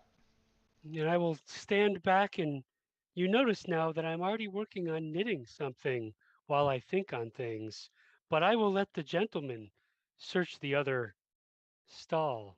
Yeah, let's take a look at 5. Okay. Just for the sake of speeding things up, because you've been through the rigmarole, basically it looks the same, looks like same MO.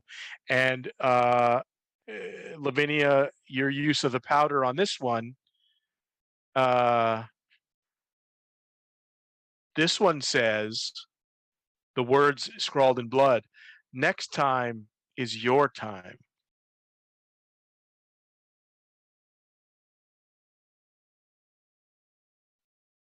And what did the first one say? The first one said, we know what you did. We know what you did. With my little ritual thing that I do, I don't know if anybody was paying attention, but like I said, they see what he's been calling the ghost metal, you know, Mhm. just liquefy and move off of his body, and they move into these intricate arcane things, and you guys just see it as like flashes of lightning and smoke, but every time it flashes, that's him seeing, you know, what's going on. So anybody around, basically, I'm doing my thing down there, and you can tell too by color if I'm getting something, if the results are good, bad, and whatever. But you guys are saying I'm getting something, and it must be a doozy. Mhm. So you can let me know when I drop to the floor. All right. So as you guys investigate the second one, you hear Anderson has a two-way radio, like a CB, and you hear you can make out um, Keel, come to the front gate, and then he walks over to you guys and he says, I'll be right back. If you guys need to go back to the house, just make your way back. And then he kind of runs off at a pretty brisk pace. I thought it was a strange phone. Strange notepad, right? Isn't that what you really mean? I am gonna actually run up to the loft. Or I guess you could sort of call it the attic, but there should be an area where they store all of their hay, and All there's right. probably a trapdoor where they toss it down. Am I able to Perfect. sort of run up there No, real quick? you can definitely do that. Let's pause that and take a bio break. Is that what we call Okay. it? Yeah. Yeah. So what We do can do we that. say 10 minutes? So we'll take a 10-minute break, and so what I'm going to do is I'm going to throw up a countdown, and so we are A-OK. So everybody, thank you for watching along this far. We're going to take a 10-minute break at this point. I'm going to throw up a countdown, and it will let you know when we're coming back. And for those of you that sort of like what you've seen, please do like and subscribe if you are so inclined. So we will be back in 10 minutes.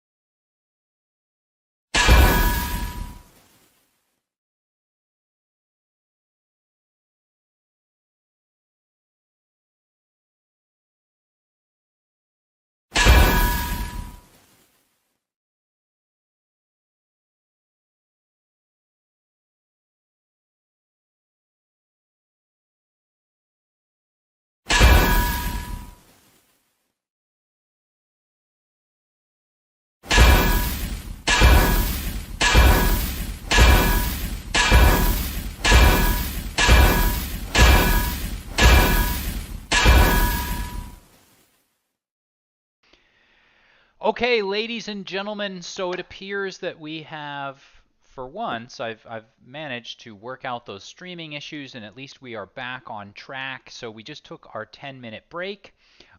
We are playing Monster of the Week. Monster of the Week. So our guest game master for tonight's Friday Night One Shot is Steve Kanaras. So Steve, why don't you go ahead and take us back to where we are? So let's catch us up where we left off before the break. Yeah.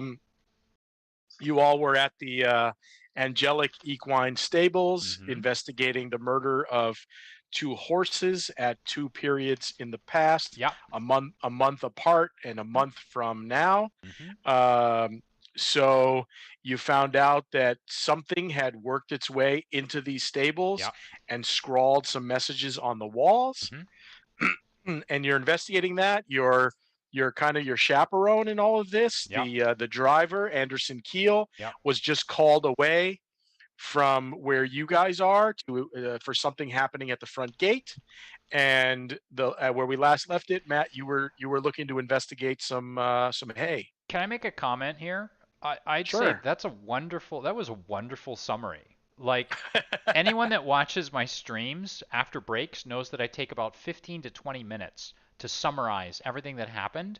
But you really hit all the beats, Steve. I think perhaps it's time for you to take the keys and just take this channel away from me. The only thing I missed was the plug for Maryland seafood.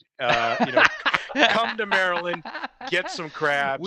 Is that who's sponsoring us tonight? Best in the world, Old Bay spice. Do it up. All right.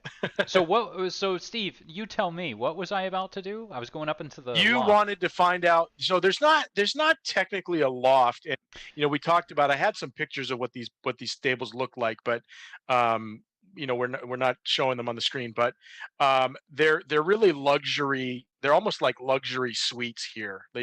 Think of almost like garages. Yeah. For each of these horses. So there's no proper loft up above, but there is like almost a side house to the Okay. proper stables. Yeah. Where they would keep the supplies, the feed, the hay, that Right. sort of thing. Right. Yes. Okay, so I would like to go take a look in there. Okay. And I guess this sort of changes what I was going to do, because the truth was I just wanted to see if someone had been kind of entering and looking to Okay, well, I'd like to take a look there very quickly, and I'm basically just looking for one thing. I'm looking for something amiss with the supply of hay, their feed, the grain, and even their I don't know if their water supply comes from there or what, but I'm looking for what's in the food. So using your like sniffing type thing again, Yeah, you think? I would like to. I mean, the action is called Investigate a Mystery, but I'm just assuming that I would probably use the fact that, I have like hyper senses and taste, touch, Yeah. all that stuff. So Yeah, go ahead and make a roll. Okay. So I'm rolling 2d6 and I am adding my sharp. Sharp. Yeah. Another 1 and a 5. So 6 plus 1 is 7, which is not as bad. 7. It's still a success. And you asked the question, something amiss. As far as you can tell, nothing amiss. Okay. It looks like a very normal operation. End of investigation then. Yep. I myself, right. I'm going to lean over to Lido and say, hey, keep an eye on the old bird for me. I'm going to go check out the gate. I don't like this guy, and I want to find out why. Well, you say that it must be, something that we have going on, because you do realize I'm in the middle of one of my seeing rituals, and you tap me and say this to me in the middle of it and keep on going. Lavinia, keep an eye on the old broad. I don't like this guy. I want to go check out what's going on at the gate. Nick, Hey. she's older than I am. Whatever. Knit together. Have fun. And I am. right. I'm following Anderson. So you're All going. right. Okay, you're going front gate. Okay. What do the rest of you? What do the rest of you want to do? I'm going to speak to Darla for a minute, and I'm going to say, Darla, honey, dear, I know you're good at getting things out of people that they may not want to admit or say. They tend to slip up around you. I don't know what you bring to the conversation, but you It's tend my to be able to pull things wiles. out of people. It must be your wiles, yes. She blushes a little bit. Um, Perhaps you can get something out of our host. Worthington or Something Keel? Worthington, because That's of those messages that were left They in the seem to be stables. directed towards him.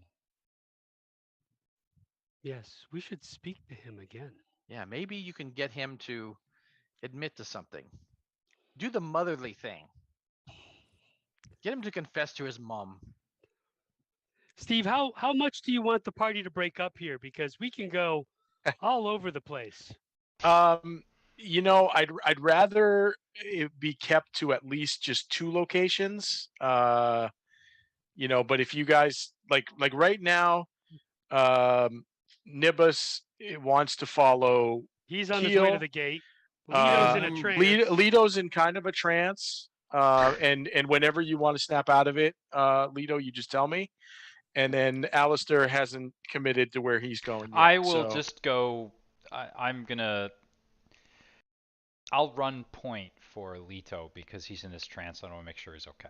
so you'll stay with Leto, and then Lavinia and Darla. Do you guys want to follow Nibus, or do you want to go somewhere else? He's heading towards the house again. So if you want to talk to Worthington, it would That's be the where we're same. headed. It would be the same direction. Yeah. Lavinia, does your chair roll itself, or do you require someone to help push it? No, it's electric. Self-propelled. Excellent. Then I will lean on the back to make it look like I'm pushing you, and we'll make our way behind Nib on our way back to the house. And maybe sounds like some altercation at the gate. Worthington might end up being there anyhow. I'll get you there quick. Hang on. All right. There are actually like foot things on the back, like a place where you can stand on the back, so you can grab the back of it and stand on it. So yeah, like That's a awesome. little shelf. Yeah. All right. So you guys are making your way. Nibus is following Anderson, who's practically running at this point. And he's you know, you kind of make your way, and as you get closer to the gate, you see that there's a figure behind the gate with it looks like 3 or 4 dogs, and the dogs are barking horribly. And then it starts, you know, the closer you get, you start hearing there's some shouting coming from the person with the dogs, and he's actually into a bullhorn. He's yelling, "You thought you could get me, Worthington, didn't you? But you're full of crap. You're full of shit." And that's what you hear. And you see Anderson now. If you hadn't noticed it before, but he actually has a sidearm in his coat, and he's actually reached into his coat, and he's grabbed it, and he's making a beeline right for this person who is, you know, in all fairness, outside the gate. So he's not a threat to be inside the gate, and but he does have these dogs who are fairly large, fairly, you know, beefy looking German shepherds. Steve, Yes. when they're getting up there to that, that'll probably be in that moment for me Mhm. when I snap out of it. Since you know, I get, like I said, I get the information right or wrong, but something in the vision, you know, when I land down, you know, on the ground in my little stance, I look up, and I look up at Alistair. Who stayed with me? Alistair. Alistair stayed. Okay, so Alistair looks up at Alistair and he says, "Where is his daughter?" And just, you know, Mm-hmm. I do a double take when he says that, but on the other hand, I'm kind of used to him coming out of his trances from time to time and feeding me information that is surprisingly accurate. And when he says, "Where's his daughter?" my first thought is, does he have a daughter? Do I know this? You would not know. I would not know. So get out the old phone and I Google it. Okay. That's my solution. The Wikipedia page does say that he has a daughter. Uh, Not the porn site, the Wikipedia. No.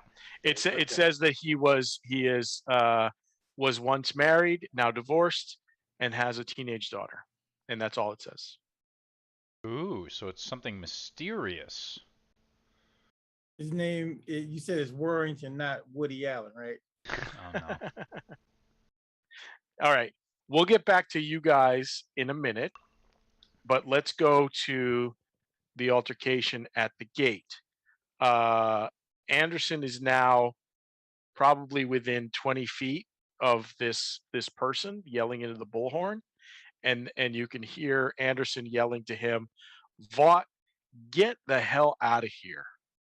You know you're not allowed to be here. You don't want me to call the cops. It's a hassle for you. It's a hassle for us. Just go away." And the guy in the bullhorn is just muttering the same stuff that he's been saying and just taunting Worthington, who, as far as you guys can see, is nowhere to be found here.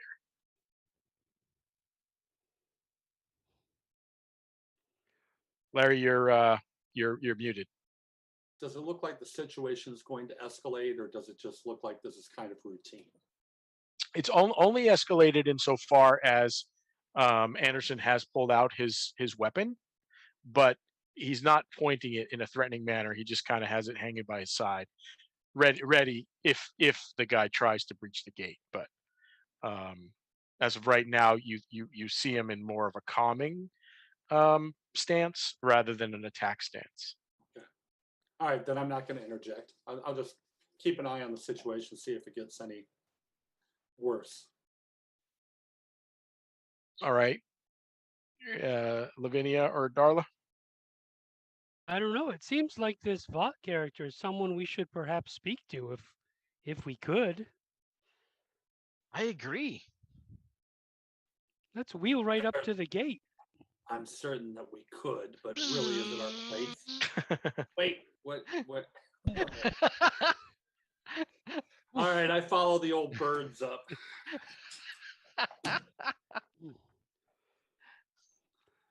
So All right. I kind of skid next to the gate. Okay. Throwing some gravel. Anderson kind of looks at both of you and just kind of throws up his hands and is like, "All right, whatever."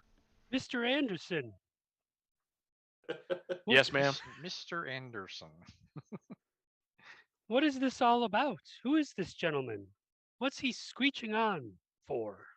This is Vought. He's a townie. Being fair, I'm a fair man.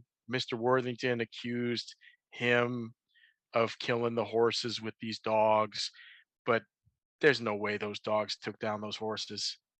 And now they brought him into the station, they questioned him, and this crazy old coot, he's just junk collector, but now he's got nothing better to do than to come and scream at Mr. Worthington. But he'll get tired out. He'll get his thirst back, and he'll head back to the bar, and we'll be done with him. You don't have to worry about him. His reputation was besmirched. I can understand him being upset. May we speak to him? Hey, have at it. I just keep behind the gate. Those dogs look pretty vicious, but he seems harmless to me. But just if you can calm him down, all the better. Tell him to go sleep it off. Lavinia's pulled up right to the gate, so Okay. I would like to just speak through the gate to Sure. say, "Excuse me, Mr. Vought. I am Darla Finn. I've been brought to this estate to check things out, and I understand from this gentleman here that you were questioned about the issues with the dead horses." Question: is that what he said? Yes. They dragged my ass into the station. They cuffed me. They put me on the table. They basically put a glove on and probed me, and all because they think that I killed his horses. I didn't do nothing. Why would they have thought that? I don't know. My dogs here are my pride and joy, but they wouldn't hurt a fly unless I told them to. But I Did you ha- didn't. did you have any dealings with Mr. Worthington prior to this incident?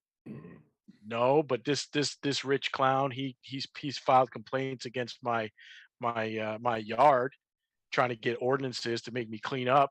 I just fix old cars, I fix old tractors. It's a free country. He thinks because he's got some money, he can tell people what to do, but he can't tell me what to do. I see. I see. Well, we've been brought in here, I and my associates, to try and figure this out. And you're creating a disturbance while we're trying to get to the bottom of these matters. If I might recommend, perhaps you retire to an adult beverage establishment and perhaps leave these grounds and let us get to this investigation, which very well might clear your name. Why don't you give me a manipulate someone roll? All right. And when I'm about to take a manipulate, I have to It's ask, what will convince this person to do it? okay.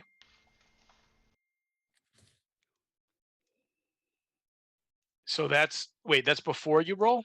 Before I roll, when I'm about to manipulate someone, I ask the keeper. I can't ask the keeper, what will convince the person to do what I want?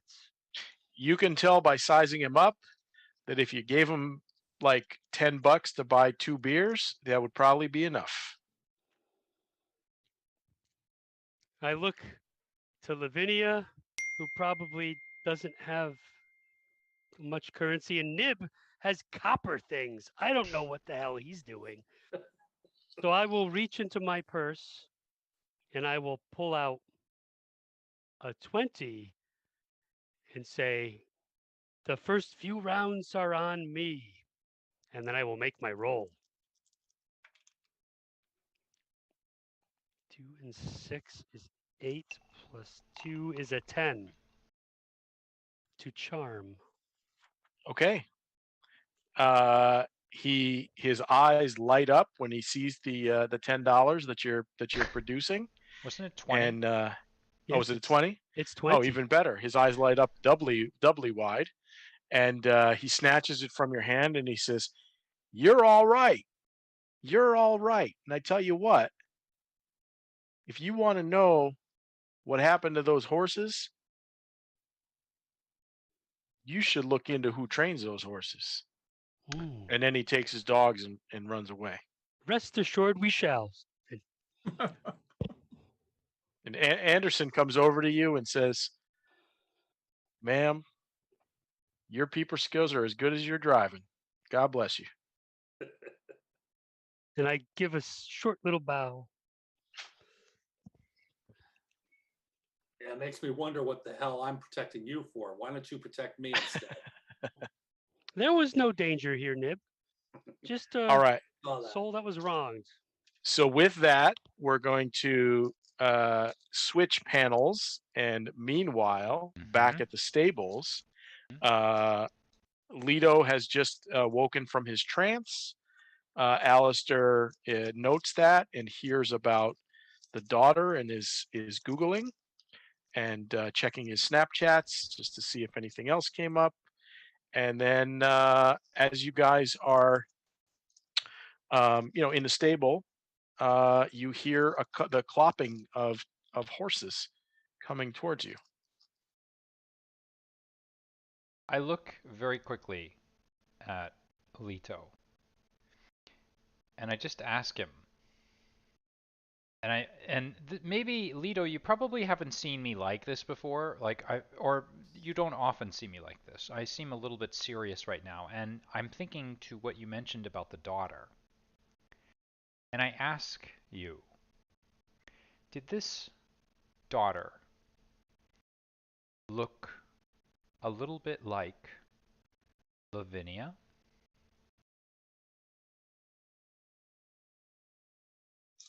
Does she? You didn't really get a vision, right? Or did you get a vision? Oh, was Yeah, it? I would say like a vision. I was thinking that I would probably see if there's going to be a message, whatever the message is, going to be scrawled on the next stall. Yeah. You know, But I mean, you didn't get a vision of the daughter, right? When we first, like your first role? no vision, No, no there was, vision of yeah. Yeah. So you would not have just. a vision. No. I wouldn't have a. I don't know what she looks like. I just all of us got Yeah. this insight that there's a daughter. Correct. I Yeah. feel like asking, so did you get the feel as if it were Lavinia? But I won't. I'm not gonna. Did you get a scent? Did you get like the sound? The sound, maybe. Did it sound like Lavinia's voice? Okay, I'm just gonna leave it at that, and I guess the clip clopping of those horseshoes on cement as they come down Well, there's the horses hall coming into the interrupt. cutting into the stable, Right. and as they come in, if you look up, you see that there is one being ridden by what appears to be a middle-aged woman, fairly slender African American lady, and the other one is being ridden by a teenage girl, probably about 16 or so, and they're in their equestrian garb with the flared pants or whatever, you know, um, the regular getup. Do we Let me get up. recognize them at all, or are they, like? Well, you would have not known anybody here, so I'm not sure I understand when you say recognize. Oh, I just meant I'm thinking again back to the idea that this may be a very famous, like a No, I famous mean, writer. Like she's like one of them. Probably not the teenager, right? let Because me she's too ask young. you, But and I'm not trying to be snide, but do you in any way in your life have you ever known of any famous equestrian that you would recognize by sight? It's just not a very famous type of no, I mean I would thing. know Yeah, some. I would know. I'm thinking me actually. Matt would probably yeah, know a few. My grandfather was one, but right. um, I think my character might, because maybe there might be a very slim chance that I might recognize. I'm assuming the teenager is too young to be a famous rider, but the other No, but woman all is. right, go ahead and give me a an investigative mystery, and Okay. depending on your role, we'll see Okay. if that's something. Ooh, a 6 finally, and a 3, a 9, and then it's sharp 10. 10. All right. Um, well, I'll give this to you. The older woman, Hmm? you kind of think might be an Olympic trainer. Ooh. Let's say you have an eidetic memory and you watched equestrian in the Olympics 4 years ago, Yeah. and you think that you've seen that face before. And I'm also embarrassed to say that I follow I follow I'm trying to be like kind of cool. Like I don't and I look over at Lido and I'm like hey, I don't follow this at all. I don't know, but I think I might have been flipping through the channels and I was turning off the Olympics because I don't watch equestrian, right? I don't watch that. That's not cool. And I think I saw that lady. She was All like right. Interesting. she was Interesting, a Alistair. trainer, I think. Which is kind of funny that you would say you don't believe in what athletics and sports. I don't believe it. So They're against my religion. Don't you? so now Athletics that being Wouldn't you healthy. want to test yourself against another man?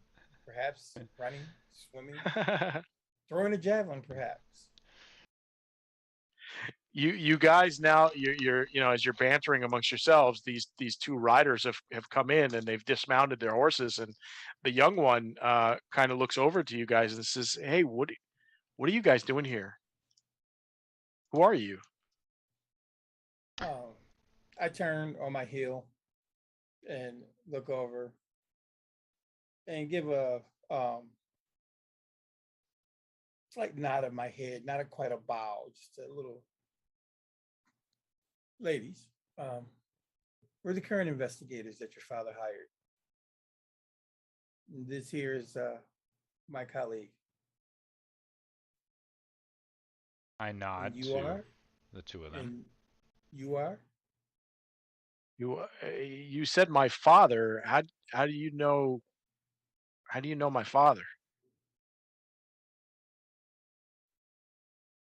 Aren't you the daughter of Mr. Worthington?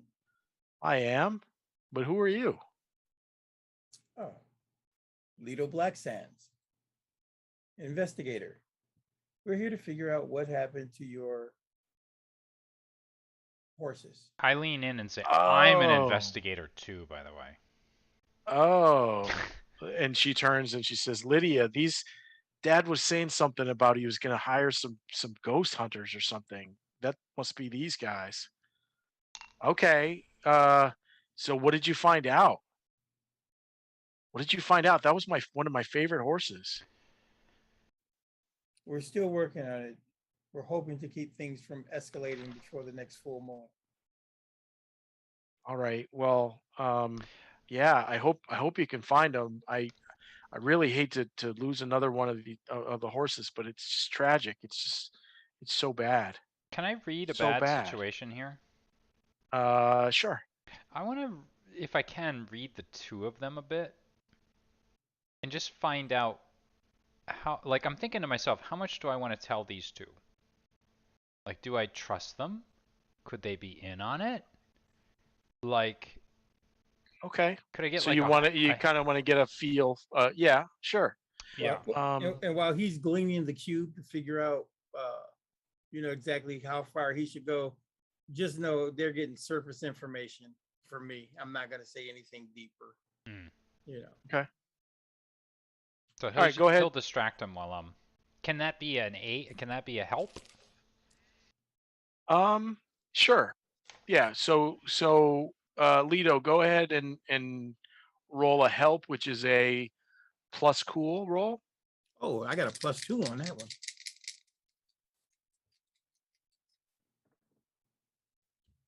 $12. Okay, so he gets a +1. All right. So I'm gonna roll 2d6 and then add my sharp to that plus Lito's Plus another one. +1. Okay, so 2, another 2, which is a 4, plus my own sharp, which is 5, plus the +1, which is 6. Actually, I misspoke. When you get a 12 plus, your help lets them act as if they rolled a 12. So you actually get a 12. And Plus you my sense +1. right. So 12 plus. So you may ask the keeper any questions you want about the situation that you want. So what do you want to know? You mentioned you want to know if they're Who's the trainer? dangerous. The trainer is the Olympian Right. the Olympic trainer. But right. do I know And something her about? name. The only thing you know is that the daughter called her Lydia. Oh, Lydia. Okay. So I already know that. So my question then,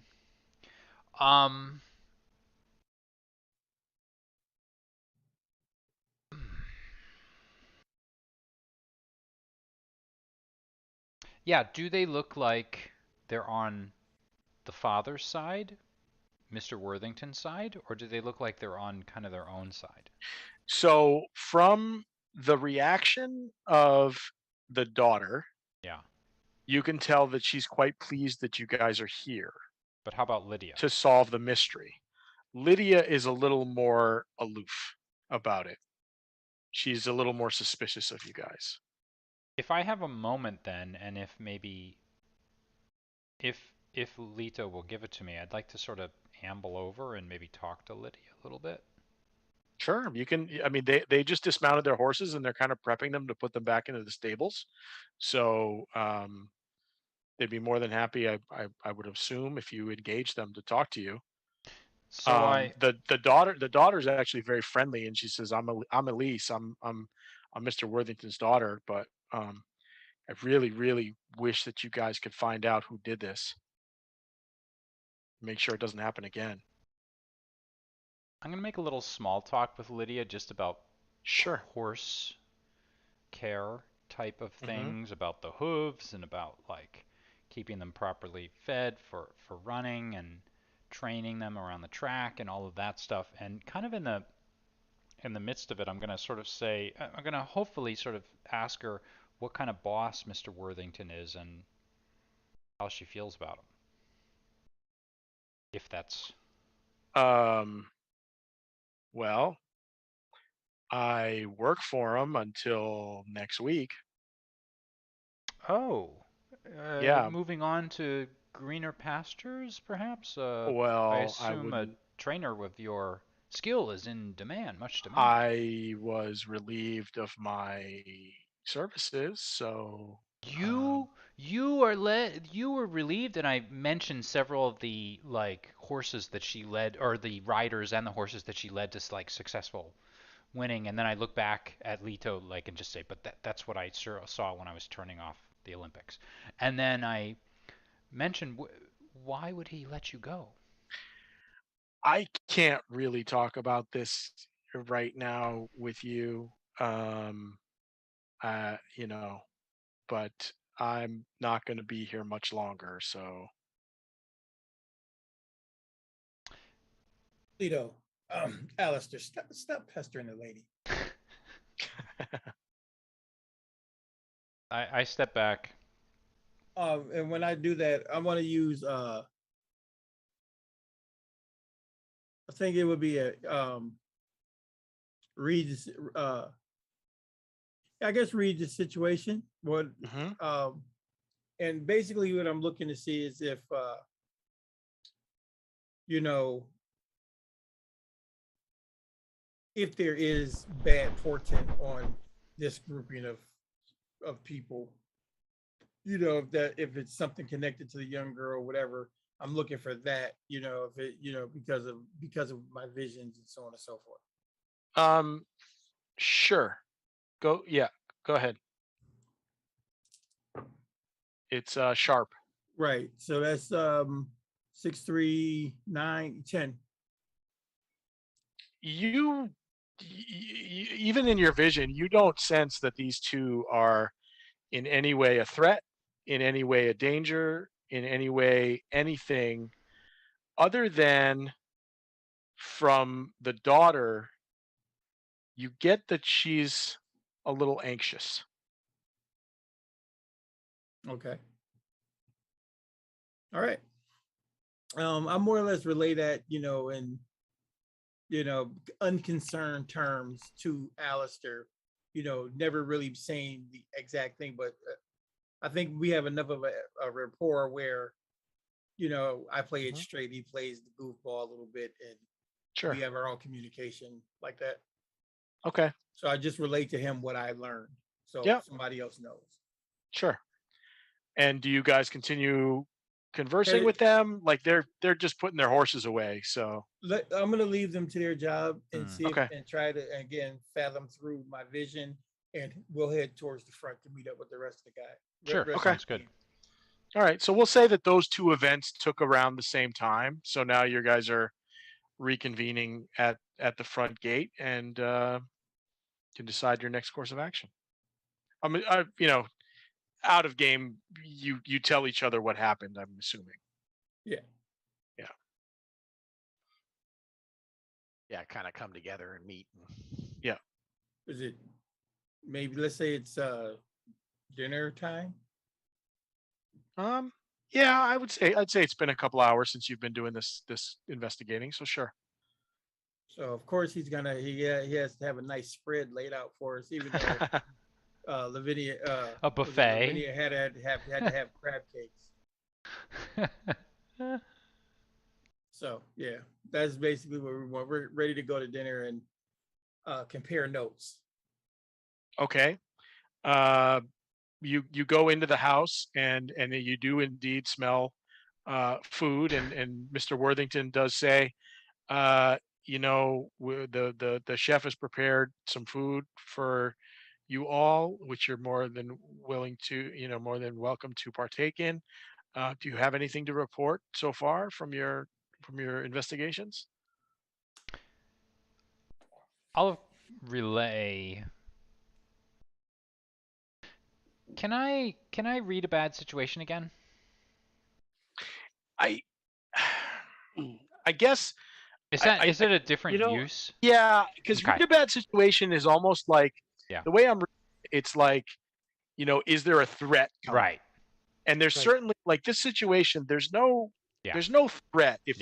If you're asking, can you do a read on whether he's lying to you or that's not, what I'm getting that's a at. little different. Yeah.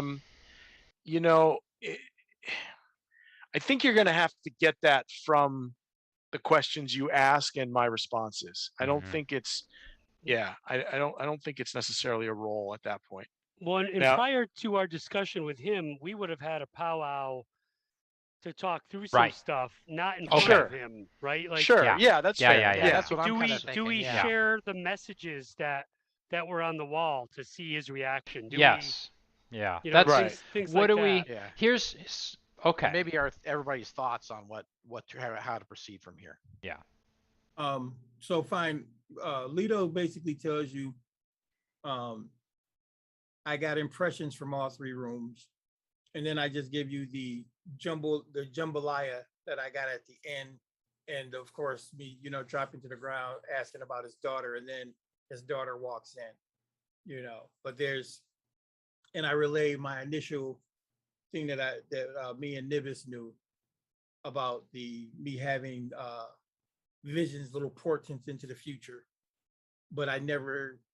It's always can come to pass, but it's not something that has to come to pass. And your vision was that he had a daughter or something specific? He had a about her? daughter.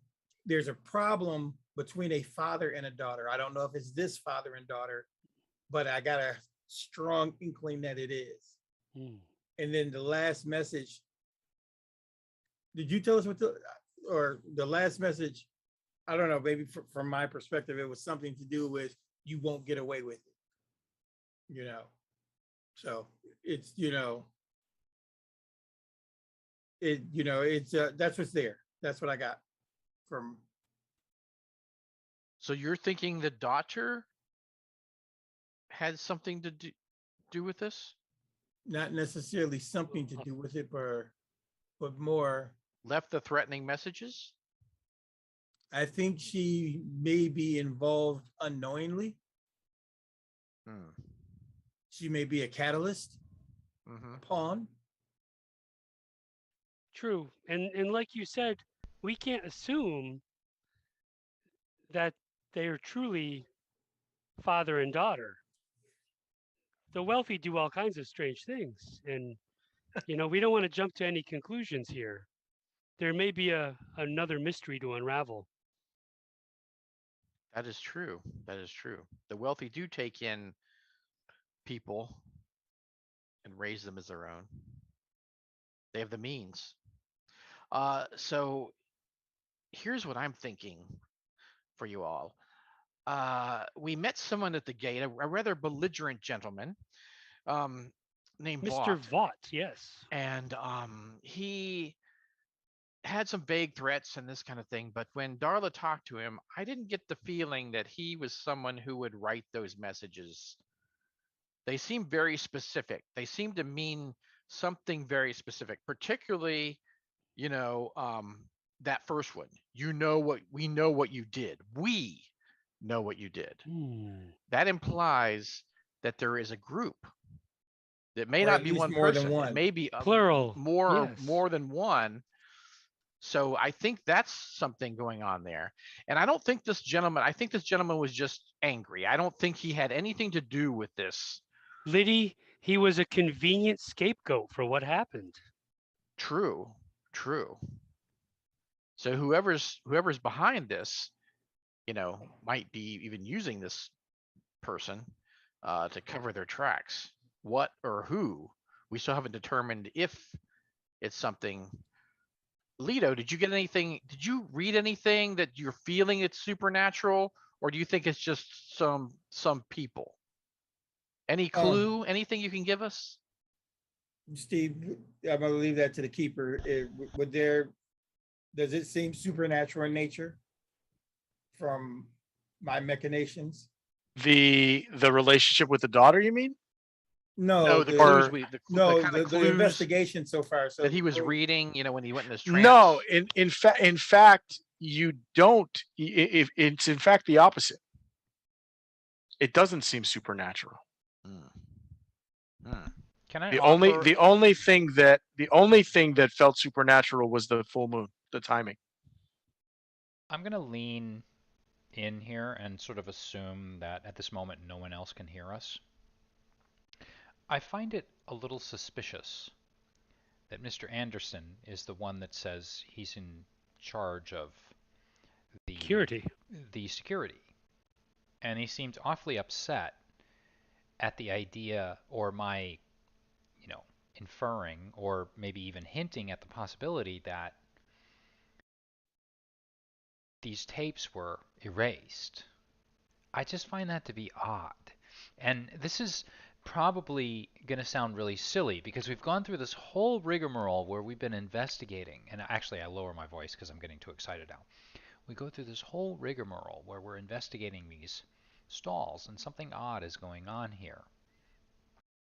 But it all comes down to security cameras being off and motion sensors not detecting it.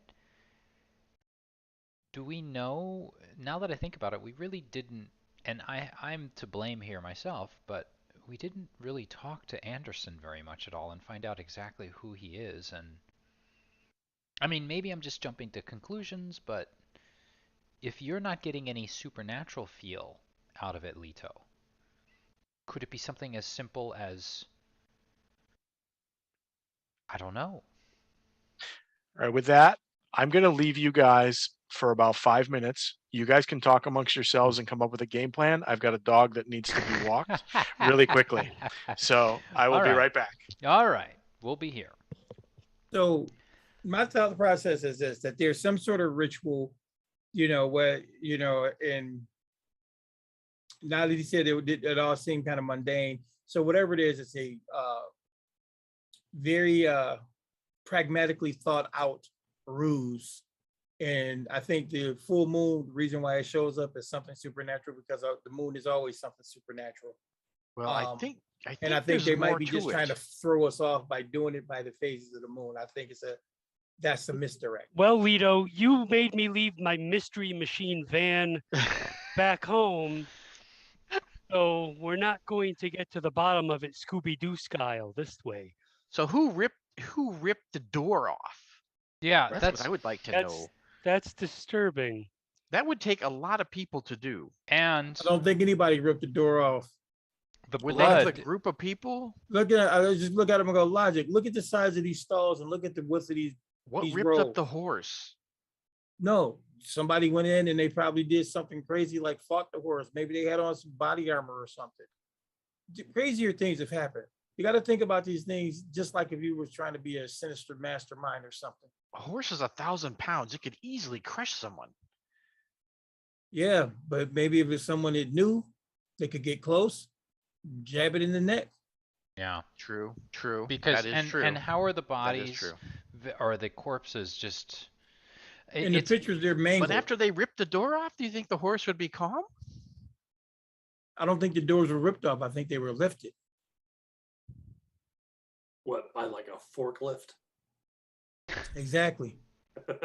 they all would. I know is for everything. This is just some amusement, because I doubt that horse manglers are going to either, be the reason that the Chosen needs to show up here, or it's going to take out my friend Darla. But I mean, ultimately, the daughter is out riding with someone who apparently was let go from his employ. I mean, maybe she should be the first person that we look at.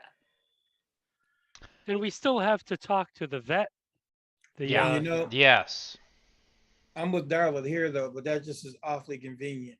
So then we Just should when look we're at just when we're in Lydia. the stalls, we find the True. most convenient scapegoat there is. Oh, Yeah, I think fired I think employee. Vought is a scapegoat. Yeah, I think maybe we should split our resources, because it's always smart to split the group. Yeah. Into as many small pieces as possible. As many ambushable pieces as Cover possible. more ground that way. Yeah. We can get killed faster that way. So some of us can go talk to the police. Others of us can go talk to the vet, and we'll find out this information. Why don't we get something to eat? Maybe the vet will be at dinner. Well, right. And so let's go back to the original Nibs, is that all you think of as food? at dinner, Well, we will be long with as it's sweet. Worthington. I mean, granted, those crab cakes were fantastic. Oh, I didn't have a crab cake. I just had another Charleston chew. Tell you. So- we're having dinner with With Your modern Worthington. food is Worthington, very okay. interesting. So a stick he's of the one who's food. paying us. Do we reveal everything we know? Is Not that yet. it? I think we- I think if we do, we keep it really private and hush hush. And I think if we have a dinner with him, we don't. How We say we're still collating. We're still collating the information. Yeah. It's not Exactly. Yeah. Got it. So we Yeah, don't. we don't need to we tell don't them go, anything. What do who we have wrote the now then? message, or does the So message? we're not going to I know ask what. him about the messages. Right. We're not going to ask him at all about the messages. We're not going to allude to the fact that, hey, we found some messages. No, I You know agree what you with did you on last that. summer. I Exactly, agree Nibs. with asking about the messages, but I think as good. far as delivering and revealing our own information, I think we should hold back. But the messages Fair. maybe we can ask about. Yeah. True. Because that'll, Right? at the very least, it'll show that we're legit. And he could be in danger. This ought to be fun. I can't wait to see it unravel. So I mean, that was a unfold. threat. There was a threat. He could be in danger. so then how are we going to divide up? So why would it be cleaned off, though? 4 ways, right? Why would the police clean it off? Clean off what? Why did the police clean off the threat? It was cleaned up. Wouldn't that be? They wouldn't stand to have any. Maybe filth the in those. police didn't clean Yeah, off the they threat. didn't. Maybe before the police got there, Ah. the threat was already cleaned off. Remember, it was clean, Mm.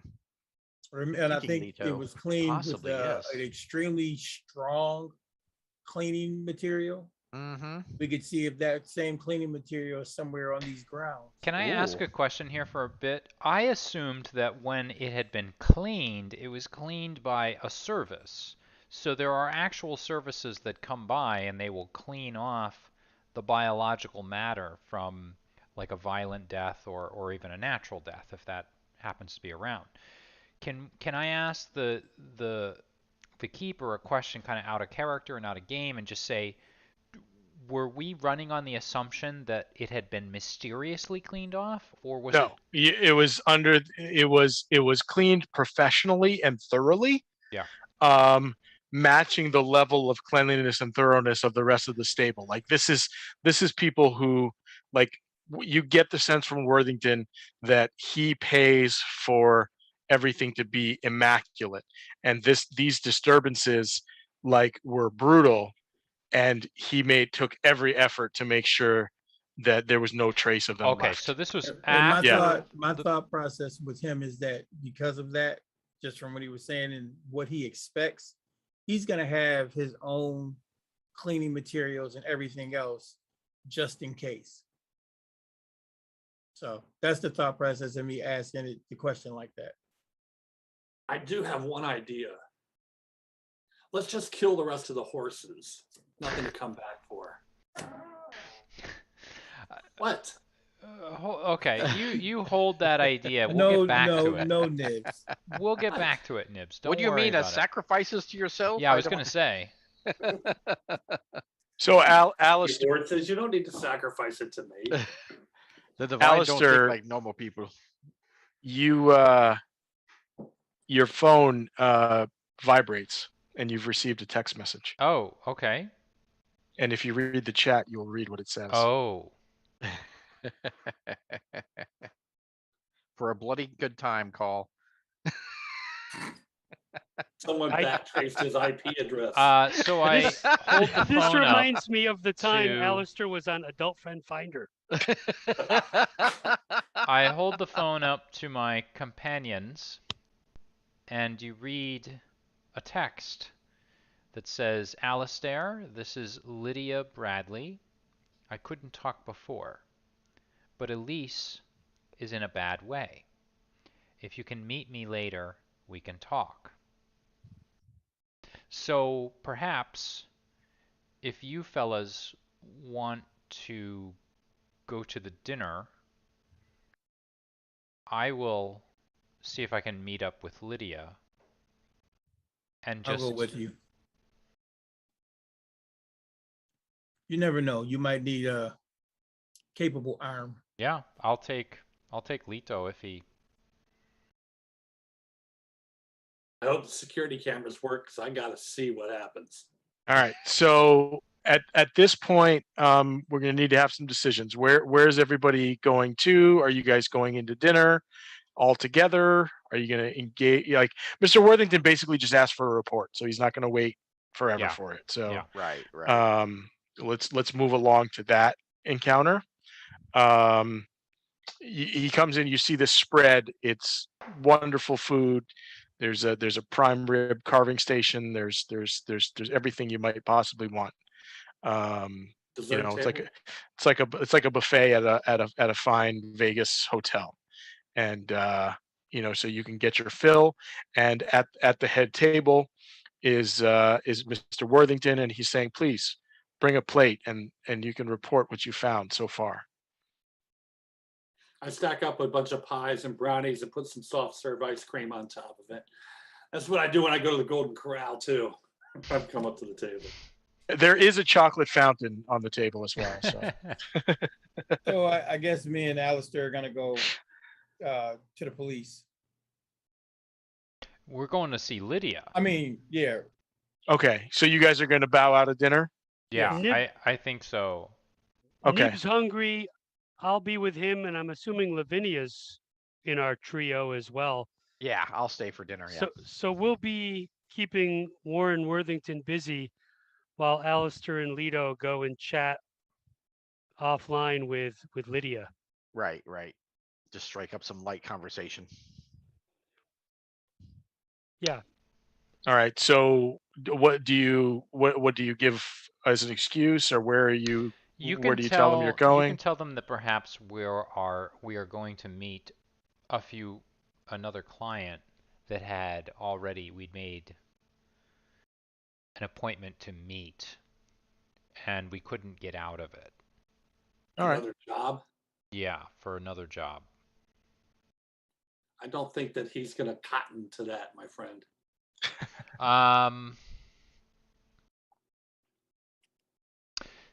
Tell them that as a riding fanatic, I've decided to sort of take a look at the fields. Okay. All right. They're out following leads. Yeah. Which are more important apparently than their Yes, deal. sounds good. That's all. Perfect. Keep it simple. Very convincing. All right. So let's begin with the conversation with Worthington. So, Lavinia, Darla, Nibis, what have you found so far? Did you turn up any clues at the stables, or are you going to visit Whitlock? What are your plans? Time is of the essence here. Very true. We're but 2 days away. Investigations at the stalls found some disturbing pieces, the stall doors and wreckage. What happened to those horses? I have to ask you, Mr. Worthington, what does the message mean? We know what you did.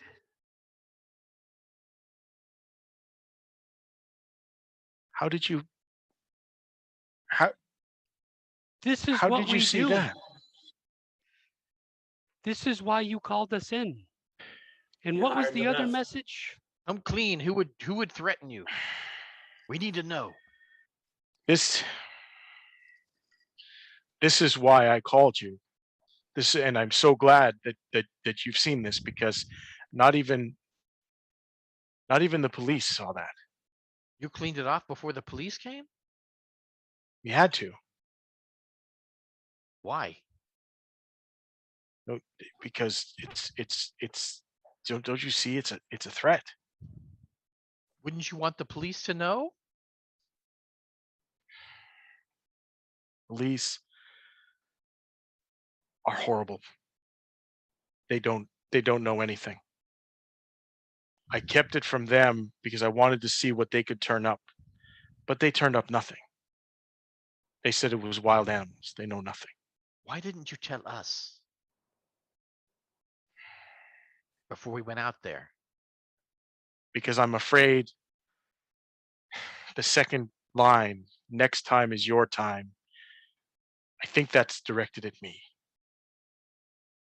Aye. Since you think that, Warren, what is it that you did? What do they know? Or, What and you say importantly, stays at who this are table. they? Okay. We got to be clear we've got to be honest with each other. I told you about Damian Whitlock, did I not? That Asmodeus, yes. Damian Whitlock is a very jealous man. At every meet, my horses, my riders, my daughter, they trounce him, his horses, this goth maniac who came into some money and thinks that he's an equestrian, and he's jealous of me. And he accused me of of injecting the horses with steroids and cheating. Basically, he's calling me Lance Armstrong, and that's what he believes is the key to my success. But that is not the key to my success. I do not do that. But he's taken it. He's maniacal. He's come to the point where he's sent something, because you saw no no human being could do what this did. No wild animal could do what this did. He's sent something. Has named his business after the devil. Well, you did And name yours after an angel, so what's the what? Not much of a difference there. It's all theocratic, right? I will ignore your insolence. But And he, I, but he, I'm not and being literally, when insolent. he says he's ignoring his insolent, and you literally see Lido go, Hey, you're gone. yeah, remember, you're Lito, not there. You're Lito, not are there. oh, you are right, you right, right. daydreaming again? Come on, we're Oh, walking the other this way. way. What are you I'm doing? sorry. What are his you imagining right now? his Let's go. vision saw it, but that's all right. No, I am an honorable man, and he is a jealous demon. And this is what he's done to my horses, and now he's threatening me, and he says next time is your time. I will not allow him to hurt me. I will not allow him to hurt any more of my horses, and I will not allow him to hurt my daughter. Right. I kind of look at him, and the corner of my mouth kind of turns up in a little bit of a smile. And all of a sudden to him, my features kind of soften. And I start talking to him in a very soothing voice. It's the soothe power that I've got, where when I talk to someone for a few seconds, I calm them down, get them more centered and more focused rather than becoming all emotional. So I'm just like, all Okay. right, I understand you feel threatened. Your daughter feels threatened. We all feel threatened, but lying to us to start with, just calm down. Tell us what's going on. Tell us why this man is attacking you only every 28 days. So let us know why you think you're the next. I don't know. I don't know what powers he has, but clearly they manifest themselves at the full moon. And that's Sunday. And I fear the worst. I've already instructed Anderson to hire a team of his military friends to guard the compound. But you saw you saw what they could do. You So, said you saw what they did to the doors. No human being can do that. so why attack the horse twice? Why not just come for you last month? Why not just come for you to begin with? Why do they feel that your horses need to be punished? I told you before, I'm a logical man. This defies logic, but that's what I hired you for. All right. I Perhaps don't it's know. because he thinks they were drugged. Were those the horses that he thinks were given the drug? Weren't we already told that these were the trainer horses, they weren't even the thoroughbreds. Oh, okay. I don't know. Maybe blood is part of his ritual. Maybe he needs to build. Maybe he needs to build. This is completely out of my element, and I apologize for saying before that I don't believe in any of this. But what I've seen here, it seems demonic to me, and I'm terrified. I'm scared for my daughter, and I'm scared for my horses, and I'm scared for my men, the people that work here. Sir, we will protect you. I am a woman of science, but there are things beyond science. I have seen them. I know them. We shall protect you. No harm shall come to you or your daughter. We will And try to also protect your men, your horses, your property. and also be careful the way you throw around the adjective demonic. You know, there's a spectrum. All right. Just so you know, there's a spectrum. You are a strange man, Prince Nimbus. Well, thank you. That's the nicest thing anyone said to me today. As he dips a whole a whole cookie into the chocolate fountain and it all. So as you guys are talking and eating, Elise walks in and just very quickly, hastily, like puts a plate of food together and doesn't even acknowledge her dad and just starts walking out. And Warren says to her, Elise, aren't you going to say hi? These are the folks that are investigating the horses. And Elise just kind of gives them a glare and then just turns like a moody teenager and just walks out of the room. And then he looks at you guys and says, teenagers. Methinks that there's something she's upset about. Are you a father, Prince Nimbus? Oh no, no. I mean, not for lack of trying, but no. And even more, are you a father of a teenage girl, Prince Nimbus? I tell you, it's a struggle. It's hell. Yeah, I imagine. It is. It is. But I trust you. I trust you guys have eaten your fill. I am going to retire to my rooms. Yes. We also understand that there was a trainer let go. What do you mean? A young woman that apparently was a trainer. She was in your employ, but is only in your employ for a little bit longer. Oh, Lydia. Yes, she's decided to retire from training, and I wish her the best. She's one of the best. I don't know if you know, but she's trained Olympic champions, and she's done a great job with my daughter. And it'll be difficult to replace her. But It was her choice, then. She's leaving you. It was a parting of the ways, let's say. Okay. Well, I hope you can find someone of her stature to replace her. There's as much as we love her, there are others, and money can buy, and I have the money. Oh, that's obvious. Yeah, absolutely. All right, well, retire. We'll keep you abreast of whatever else we find out. Yes, and make sure you visit Whitlock, because I think he is the key to this. Absolutely, without a doubt. Lavinia has a monster hunting kit as part of her gear. Okay.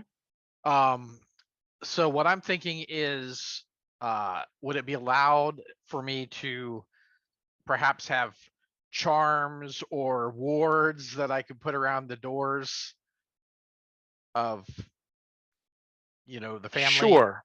Yeah. What? Try to keep stuff out. So what would they? Yeah, we'll call this use magic. I think it's right up that alley. And so use magic. The rules for it basically says, tell me what you're trying to achieve and how do you do the spell. So how do you do the spell is you're using the charms. And what are you trying to achieve? Do you want them to be like alarms? Do you want them to, when you say ward, like what does it do? Yeah, like barrier. like a barrier, like keep something out. Try to keep a various number of things out with the different little charms scientifically, right? So Okay. so these are like reagents, right? Like I'm thinking of the charms and the wards and everything as reagents, like mental, like intellectually, right?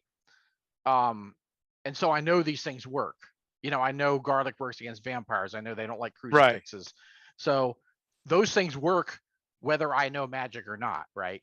Sure. So that's what I'm thinking these are. These are things that should work against a variety of different monsters. They may not, but they should work against a variety of different monsters. And I think of them scientifically. So maybe I'm asking if I could roll sharp instead of weird. Yeah, that's okay. So 9 is works, but works imperfectly. Choose your effect, and then a glitch. So I guess the effect. So what is the effect going to do? Is it going to keep somebody, like wherever you place this ward, it'll keep them out? It's supposed to keep them out of the portal, so the door. All right. So where do you want to set this up? Like what do you want to ward? Basically the door frame. Of what room? Of like the Warrington and his daughter. So like their bedrooms. Yeah. Okay. As they retire, yeah. All right. So yeah, that's fine. Okay. So I'll say that they will work if something tries to get into those rooms. You don't know that, but you did get a success. Right. And then the glitch is there's time. You take 1 harm, ignore armor. That's not really pertinent. The magic draws immediate unwelcome attention, or it has a problematic side effect. So I think the limited duration would be good. All right. Like it's not. So, it's a temporary measure, not a permanent thing. Okay. Fair. So like fair enough. It just slows them down. Yeah. Sure. Okay. Yeah. Sounds good. Okay. Yeah, and they're both up in their rooms, and it's not too hard to tell where they went if you do a little sneaking around. Well, you're not really built for sneaking around. No, I'm not. No. So how do you propose to get to their bedrooms? Do they have ADA wheelchair access in their house? Yeah, They do. You can physically get there, but do you tell them what you're doing, or do No, you? I'm not going to tell them. Okay. So what I'm thinking, maybe Darla or Nib can kind of watch them, see where they go. And then maybe I could come up the elevator and place the charms. Right. Why do, yeah. Sure. So why don't we do this as read a bad situation, and Nib or Darla can decide who wants to roll that one, and the other one can roll help out. Cool. Yeah. All Yeah. right. Nice. Reading a bad situation. What's the plus? Sharp. Oh, So that's not me. That's help not out. me. Help out is cool. That would be me. Sharp is bad situation. I will do the bad situation roll. I'll do the help then. Okay. So go ahead and roll the help, Nibus. 8 plus 2 is 10. Okay. So that gives a +1. And then I will roll the read a bad situation. Ooh. 4 + 1 + 1 is 6 total. That is a failure. And the failure in this case is going to be Worthington has spotted you, Lavinia, and says, what are you doing up here? Surely there's no investigation of me going on here. Oh no, sir. I'm just placing some protection for you. I didn't want to bother you with it. But just in case you and your daughter, I thought you might sleep better with a little bit of protection. I don't know if you believe in these things, but so what are you doing? I'm putting some charms around your door to protect you from evil. Oh, well, you should have said so. That's fine. I'm sorry. I didn't mean to sneak. I yeah. didn't want to bother you with it. I didn't know how you'd feel about it. So Look, I'm a man at his wit's end with this, and if your charms and trinkets and whatever will help protect me, they certainly won't harm me. So I'm okay with that. I also had a question for you. More like a proposition. Sure. Say my friends and I, we're kind of loosely based, right? Say my friends and I managed to solve this little problem of yours. Could we perhaps set up a permanent club here on your property and have somewhere to work out of, and you could help us financially? Perhaps we could take this instead of the pay. I admire that you asked. I'll have my people call your people. We are the people. On the phone? Right. I love the phone. Thank you for the wards. And then he shuts his door and walks out. Awesome. All right. Let's switch over to Alistair and Lido. Before you do that, when she gets back to the two of you, she kind of smacks Lido. Oof. All right, sorry, go ahead. It's okay. No, you're good. Okay, so you guys tell me, you received the message. You guys are gonna try to meet up with Lydia. What's your game plan? I'm gonna do my tough guy, thing and kind of just protect. I'm protecting Alistair. Watching my back. Okay, so before we get there, do you text her back? Do you call her?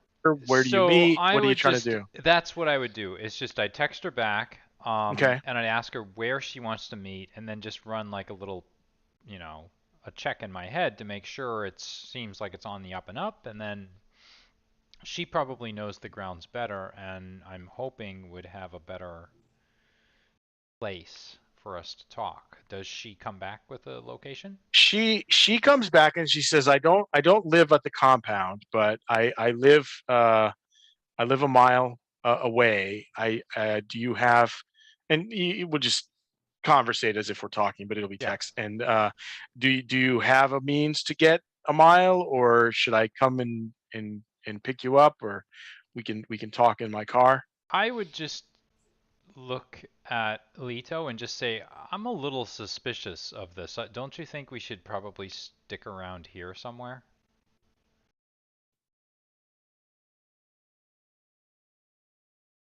You're asking Leto, right? Yeah. Not Lydia. Yeah. Yeah. I mean, I don't mind her coming to pick us up. I'm just thinking. It shouldn't be a problem. Do you think you can watch well enough for me, Leto? It shouldn't be a problem. I think my training is sufficient. All right, so I'm going to tell her that she can swing by and pick us up. And then maybe do it someplace maybe a little bit out of line of sight of the so like kind of down the block, right? Pick sure. us up. Yeah, absolutely. We can do that. Yeah. Okay.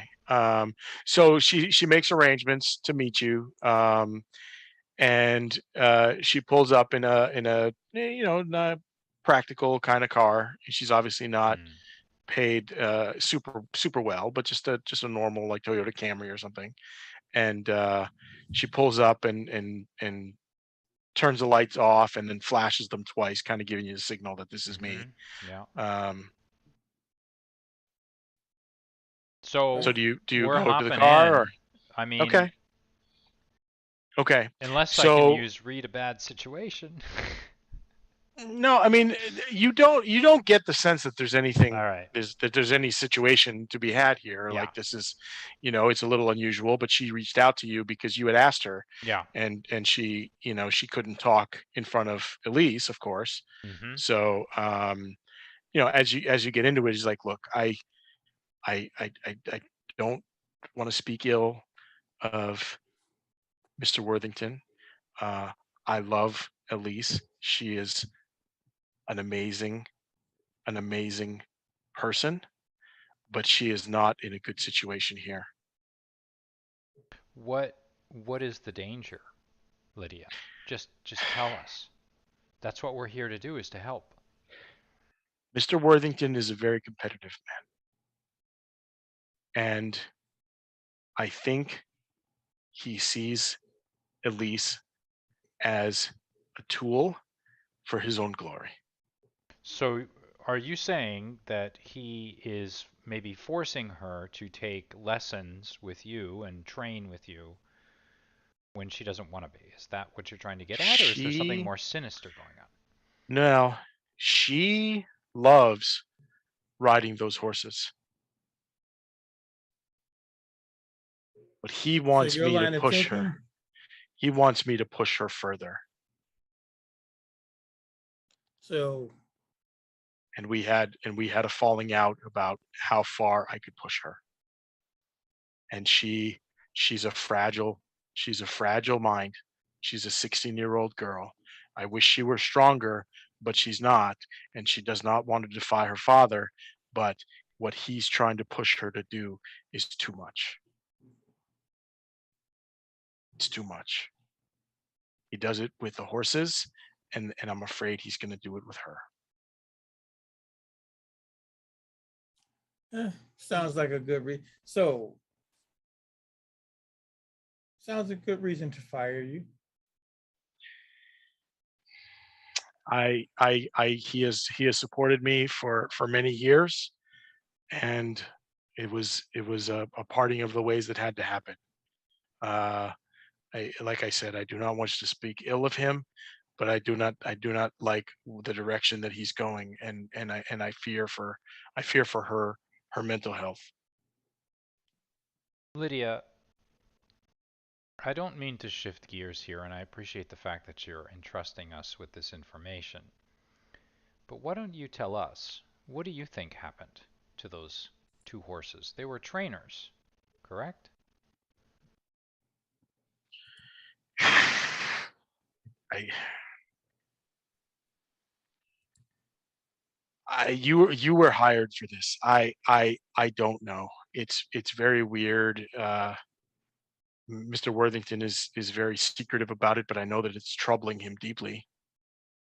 I know that he accused that that junk collector, and then he accused Whitlock, and he had a blowout fight with Gates.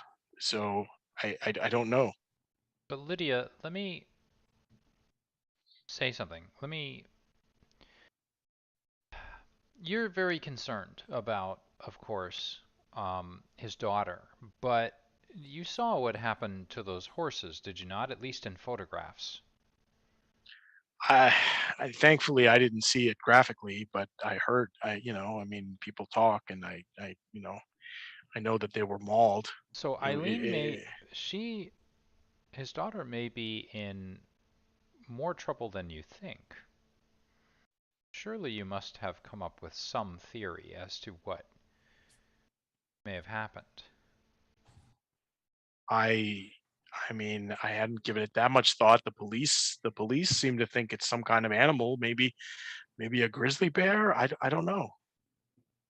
But do you think it would go after Elise? I mean, she lives in the house. How would it get into the house? How did it Well, get in a stall with 100-pound doors? and if Elise is walking around in the barn, in the stalls, taking care of the horses, what's to stop this creature from attacking her? I God, I'd never thought of it that way. That she's maybe in even more danger. I don't know. So if Mr. Worthington has rubbed you the wrong way by pressuring her, who would be the most logical person to have done this, perhaps? Someone he's pushed so far.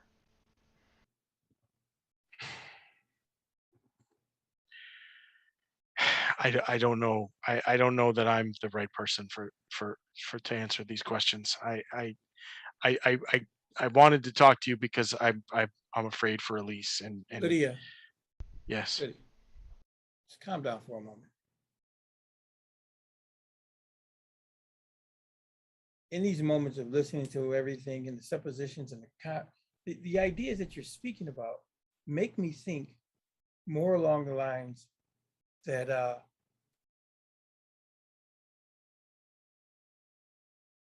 Mr. Keel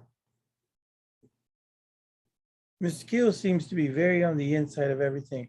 Do you think he might have some animosities towards Mr. Mr. Worthington? Keel? Mr. Keel? Yes, That man is an American hero. I know. Do you know he served 2 duties in Afghanistan? And I would trust my life and everyone in my family's life to Mr. Keel. No, that's for sure not no way. Can I use manipulate someone? Sure. What do you want her to do? I am simply going to look her in the eye, and if ever I've been sincere, Mm-hmm. I am just simply going to tell her, give me your best idea who may have done this. It's very important for Elise's safety. Who do you suspect? Okay. I want you to make that roll, Yeah. but before you make that roll, Okay. because you're leaning in to her and Oh, speaking no. very sincerely, Oh. you have a bloodlust. Yes, I do. And you have opportunity to carry out said bloodlust. So that means in this particular case, I need to act under pressure to resist feeding. Okay. Right? That is a cool roll. Yeah, so I suppose I have to make the cool roll first to make sure I don't jump on You top don't, of yeah, her and you may, feed. right. Yes. Can I? Yes. Would I be aware of this? Do I know this? Yeah, this would he issue know with her? maybe get I that don't feeling? think so, because you guys hadn't worked together before, right? Well, No, that was me and Nib. yeah, Yeah. okay. That was my connection with Nib. So you would not know that he's even like fighting this right I now. feel like this is the scene in Pulp Fiction where since I blood is wouldn't about I mean, to this. explode in the back of the car. I mean, I love this, by the way, because this was, as a GM, you plan certain things. Yeah. This was not in the cards, but depending on this dice roll, a lot hinges. So Okay, I love it. Before we start, warm 'em up. I want to help out, and I'm gonna tell you how I'm gonna help out. Okay. Because I am a chosen one, I want to say I have like a little supernatural sense to when the aggressive nature of supernatural creatures comes out. Or preternatural creatures. I can Yeah. feel it. So I want to. I'm gonna give you the ability to do that in terms of another move, which is the protect someone move. Okay. Yes. So I'm gonna say that if he makes a move to attack her, I will give you the ability to protect her. Okay. Okay. But I don't see the connection of you being able to stop his bloodlust. You get what I'm saying? I was saying because I can sense it. Right, and that's why I'm saying, like, before he has a chance to bite her neck, you can kind of see, okay, something's going hella wrong here, and you could jump in. So Matt, this is the pregnant moment of the night. Yeah. So at this point, I have inadvertently triggered my own inner hunger in the vampiric sense. Correct. Intending only to maybe manipulate and pressure her into giving me her best guess what actually happens is that I look at her skin becoming thin like tissue paper, and I can see the blood circulating through her body. I see the pulse in her throat, and I can smell her presence right next to me. And it doesn't smell like a human, it smells like dinner. And Mm-hmm. with that, I need to act under pressure, which is a cool roll. So it's a 2d6 plus 1 for my cool rank. Or not rank, but my point. Come on, 6. I've been rolling like 1s and 2s. Okay, 3. Okay, we're not totally hopeless right now. There's a little bit of hope here. All right. 3 and a 2, which is a 5, plus 1, which is a 6. All right. You just used one to So reroll. yeah. That's fine. I'm fine. I can live with this. Don't forget your luck. That's all right. That's Oh, all right. right. Yeah. I do. I mean, Well, you can use your luck, A or 6 is you a can failure. let the fates play out and see if Leto can protect. But it's up to you. Now, to use my luck, do I have to? I spend. I just. Well, I get you 5 spend. of them, right? And I can Yeah, spend one you spend a check mark, to and then re-roll, or is that to no, make it a success? it's actually just an auto succeed. So it's you would be able to suck it back.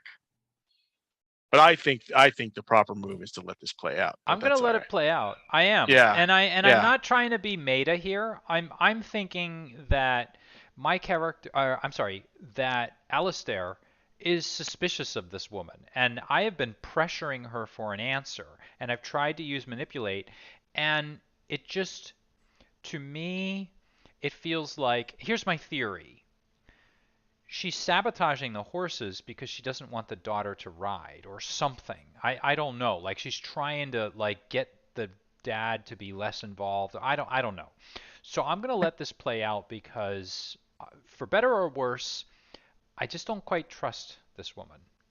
All So right. boom, I pounce, and I guess we'll see if Leto Pounce. can Yeah, intercept me. and Leto, you sense that you know a switch has flipped in Alistair, and he's about to attack this this trainer. And what do you do? You see, it's almost like Leto's eyes like glaze over, and they're just these opaque orbs for a second, and then you see the ghost metal activate and just kind of Okay. spreads out, and you see it make these translucent crystalline bonds around around Alistair's wrists and ankles, you know, and around his neck. He's like shackled in these, Okay. you know. So that's how the power will work. So go ahead and roll your protect someone. And It's a plus tough. right, which is beautiful. 6, 8. So 8 total. Yes. So you're able to send your ghost metal and kind of block his fangs. Lydia pees herself in the car, and you kind of push his face against that, but one of his claws kind of gashes into your chest, and you suffer 1 harm. Okay. Okay. My claws And do, by the way, 2 harm. I don't know if that's. Yeah, the protect action says okay. one harm. So Yep. or no, actually, you know what? Yeah, because it says you protect them, okay, but you'll suffer some or all of the harm they were going to get. So if it's 2 harm that your claws do, then all right. So Leto, you take 2 harm. Okay. Which is not a mortal wound. That's you know, but he cut you pretty good. And what I'm gonna rule now is you guys, she is going to open the car door and book as fast as she can. With the understanding that now she thinks that you guys are probably what killed the horses. and you guys need to engage with each other. Now, Matt, I'm not sure how that bloodlust works. Like, Yeah. because she's now gone, maybe it wears off. I would guess that I probably have to make another act under pressure roll to sort of free Okay, myself from the. That's what I'm guessing. I mean, I would sure. say. Yeah, that's fine. So I will attempt, because I think, plus, if she's just fled the scene and she's peed herself because I would have smelled this, Yeah. I'm probably not so certain anymore. Okay. So I rolled a 1 plus a 6, which is a 7, Okay. plus my cool, which is also a 1, so an 8. Yeah. So yeah, you kind of get it under control. You're still like kind of a raving madman, but now that she's gone, the bloodlust is starting to subside. But meanwhile, you still have hurt your companion here, and I'm going to throw it to Leto to decide what he does in the situation. I'm gonna play it. I gotta play it up because I'm the more or less kind of the muscle of the group. I'm the operative. So yeah, he gets me good, but I see Lydia, bolting out of the car, and I try to play it up, and as I come out the car, and I'm stumbling towards her, Lydia, don't leave me, Okay, because, so you're leaving him in the car and kind of going. yeah, I'm gonna like going to chase slam him after back her. and try to get All to right. Lydia. All right. So, Yeah. So you're able to I'm gonna do grab that. the wheel of the car, by the way, because I feel like we're just like. No, she had parked and you guys. Oh, okay. Yeah. No. So she's running away. Leto, you're running after her. As she gets kind of to the edge of the woods, you see fast as lightning a figure leaping out of the woods and hitting her. As soon as I see this, if this is Yep. okay, Yeah. you guys haven't seen this yet. I shapeshift Okay. into a wolf, Okay. and I gain. The only real thing here is that I gain +1 to investigate a mystery when I use an alternate form. So if I could shapeshift into a wolf and maybe just dash out to help her. If that's you can shapeshift, but there's no helping her.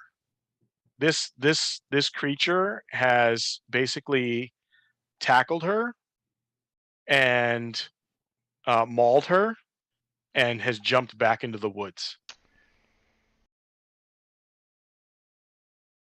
before he basically did this before any of us could react. Yeah, because she bolted away, and then as she got to the edge of the clearing, she just got nailed. And with that, we'll go to commercial break. No, on your scene, and we'll go back to these other guys, and you guys can think about what you want to do. You guys are well fed, warded the house, and what are you doing?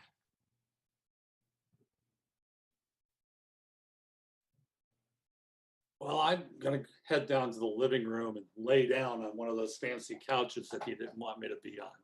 He actually, in your absence, he's put plastic on all of the furniture in anticipation that you would be back. Well, I'm sorry, I've got an allergy to plastic, so I rip it off and lay down on the couch. All right. Well, ladies, have you unraveled the mystery yet? I'm not quite sure what we've got going on here. Yeah, I think we need to wait for the others. I'm sure they're just having a boring time. Probably blah, blah, blah, like it's been, They went to Starbucks and, sipped a latte and. I assume they call us on the phone if they on your phone. All right. So Liddy, let let's- me ask Right? real They would quick. call us, right? Those wards that you put on his door, right? That Right? was to keep him locked in too, right? Oh no, he can pass. Oh, would you be alerted if he did? No. Just curious. so I'm assuming that he also lets you guys know like where the guest rooms are. Oh, So yeah. like you guys, if you want to go to your guest rooms, you can. It's probably around 7, 8 o'clock now. It's definitely dark out, so maybe a little later than that, because what happened to you guys was in the dark. So you can retire to the rooms, or you can do whatever. I'm curious to find out what happened with the boys, so I'm gonna stay down here. You ladies can retire to your room if you would like. All right. Cool. So unless you guys want to do anything else, we'll go back to Alistair and Lito. And Yeah, go ahead. We're just kind of chilling, waiting for information. Right. okay. So basically, I was gonna just say to Lydia, what you're saying makes well, she's trying to get right. Oh, she's got mauled. Wait a minute. Yeah, she's dead. she's gone. Yeah, she's dead. Her throat is I- ripped out. As a wolf, Hmm. I look over at Leto and I just growl at him. But it's not really so much. I think I got it under control, but it's not so much that I'm angry at him, of course. I'm angry at myself, and I'm sort of in that feral kind of mode right now. Okay. And I just start sniffing around for the scent of that creature that came out of the woods. You can. If that's all right. I'm gonna say you can. You can investigate a mystery just to pick up the scent if you want. So on a sharp roll if you want. So that was a Just 6. to pick up the scent. You got a 6? 6 and a 3, which is a 9, plus sharp is 10, plus I get a +1 when I investigate, so 11. Oh, all right. So yeah, you could very easily follow this trail if you wanted. So I'm just like you're now growling and barking you're at in the Leto woods to get him to like. Yeah. I'm following. I'm And I'm boom, bringing it. I just keep I'm cutting into the woods like like a fish on a hook. Okay. Just Yeah.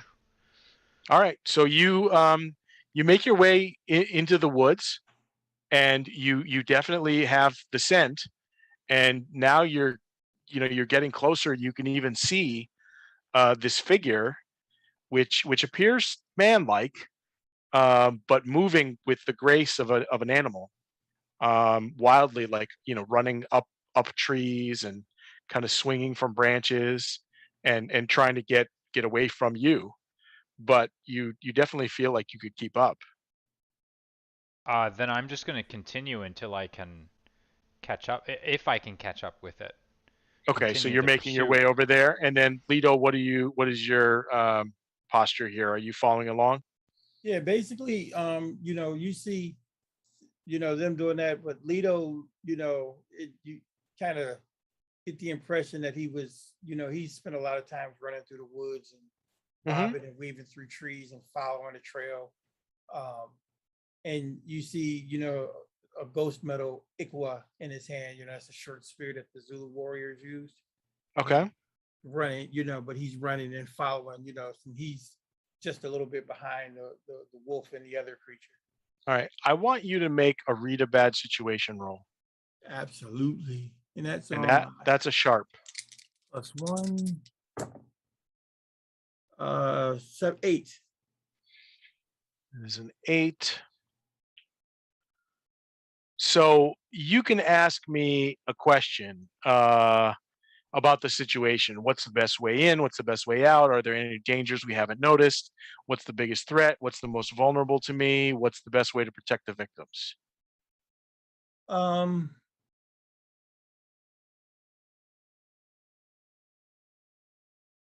What's the biggest threat? The biggest threat that you can sense here is that you're being led, and you get the funny feeling that you might be walking into a trap. Yeah, I shouldn't be.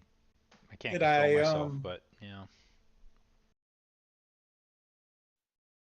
could I, yeah, because I know Alistair's like into his position. So what I want to do is it possible, could I fall into, say I could fall into a stealth mode, as if I stopped following, like, you know, I got distracted, but I'm Yeah. following in order to kind of protect. Yeah. So what I'm going to say is, as you kind of like catch yourself from running and following along, you kind of take a scan and look around, and you see to the right of you, kind of in the direction that they're going, you see two other pairs of glowing eyes in those woods.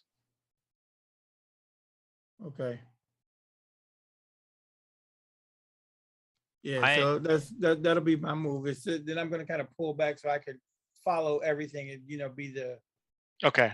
And Yeah. then we'll go to you, Alistair. You're following along now. You don't see those other Yeah, pairs. I Are you was still guessing I probably wouldn't. are Yeah. you still trying to get this guy? Which I'd say at this point, if you want to, you can attack him. That's what I'm gonna do. Okay. I'm out of control probably at All this right. point. So he senses that you're about to get, you're about to catch him, and he turns around, and what you can see is what looks like a man, but with like a crazy beard and crazy hair, tattered clothing, and just acting very feral. I'm He gonna doesn't look like you, like a wolf, but he looks very feral. And yeah, what do you want to do in this situation? I am gonna kick some ass. Right. So I'm gonna leap at him, and with my teeth, I'm just gonna go for the throat. Okie doke. No questions asked. Not taking any names.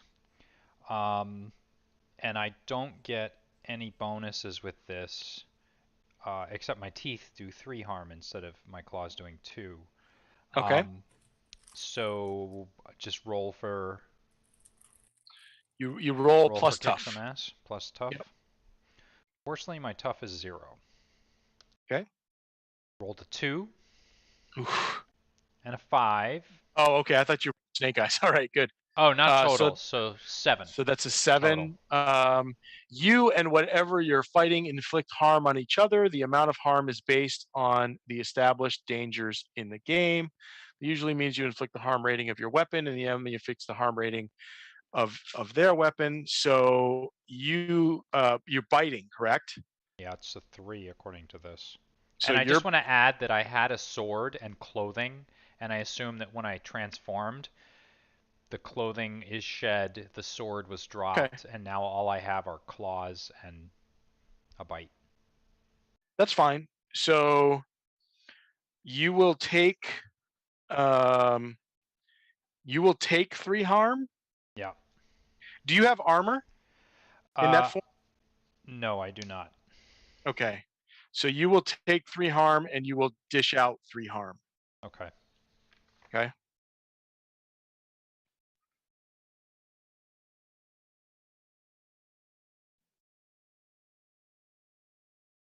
Oh, actually, for my teeth, I get to add +1, so it's 4. Okay. I'm sorry, I didn't notice that. And I think... Oh, and 4... Here's my other move. I'm immortal. I Oh, do not great. age or sicken, and whenever you suffer harm, you suffer 1 harm less. So it Okay. looks like I'm doing 1 harm more to the creature, and Yeah. I'm taking 1 harm less. Okay. So you've suffered 2 With harm, your correct? approval. Yeah, it looks like. Okay. All right. Next we'll go to Lido. You've seen those other 2 pairs of eyes, and you've seen that Alistair is now engaged with this creature.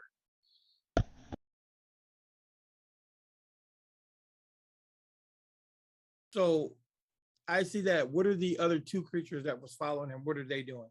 They were basically sitting in ambush, and it looks like the one creature that's engaged with him was trying to lead you guys into their ambush. So now they're making a move towards the melee. Okay, They're not really focused on you. perfect. I'm going to come in at a flanking angle, Okay. you know, to the right and rear, in that blind spot, and I'm going to make an attack against those two, kind of like the same kind of thing they did. But what I'm going to do is I'm going to use the ghost metal, Mhm. and throw two tomahawks. Okay. You know, and So perfect. So you're talking about a ranged attack. So it's not going to be kick some ass. It's going to be act under pressure. So roll your act under pressure, which is plus cool. so +2. +2. Oh, beautiful roll. 11 + 2, 13. So 13. So basically you do exactly what you did. So you threw two tomahawks, Yeah, one at each creature to knock one them. at each creature. And how much damage did they do? Let's see there. Artifacts, so it's magic, +1 harm, +1 throwable. So 4. So 4 each. Mm-hmm. Okay. All right. So you hit them both pretty good, and then they kind of Oh, and I'm sorry. Yeah. I have the devastating maneuver, Mhm. and when you inflict harm, you may inflict +1 harm. So give them All right. 5 each. 5 each. Okay. Back to Alistair.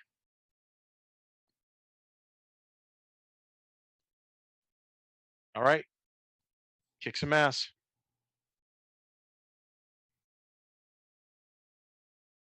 Oof.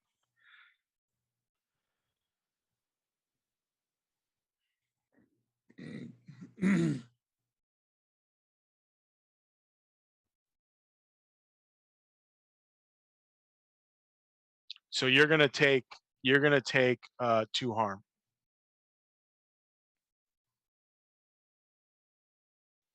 That's correct.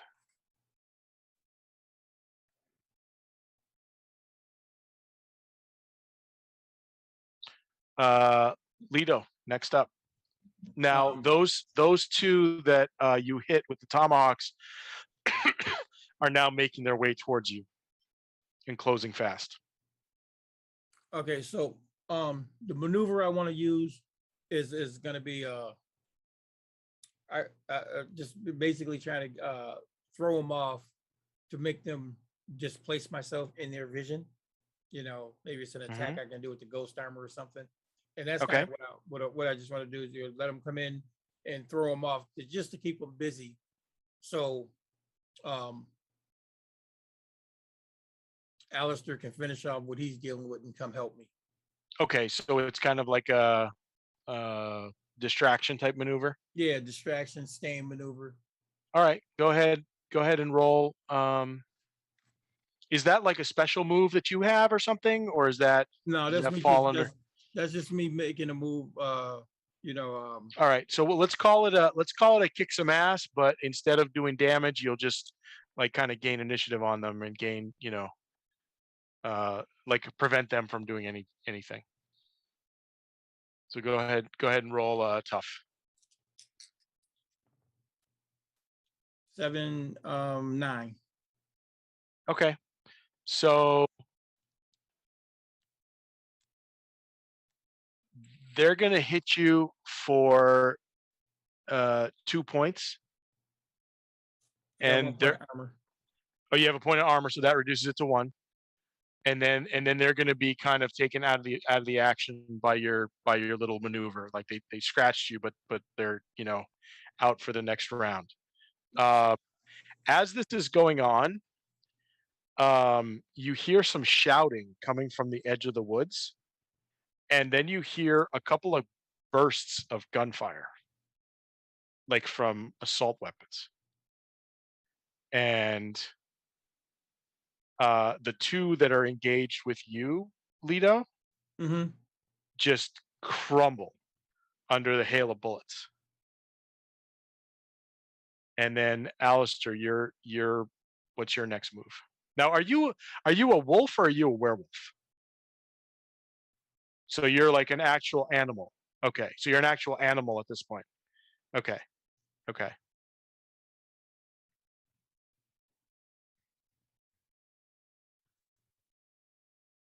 Okay. Oh my God, I'm sorry. You could hear me okay? Yeah. Oh, okay. That was really weird. I guess this thing is not. Yes. I thought I had been muted all those times. Anyway, all right. 4 and a 1, which is 5. I am not really kicking ass that well, so that's 5. Going for the jugular. Does it help me at all that I'm assuming I'm kind of like on top of this? No, but I would suggest, you still can use luck. I'll use luck to give Yeah. myself what, a 12? It's a perfect roll. That makes you a 12. So you suffer no harm at all. Okay. Your attack inflicts double the damage. Which would be 8 because I get 3 plus 1.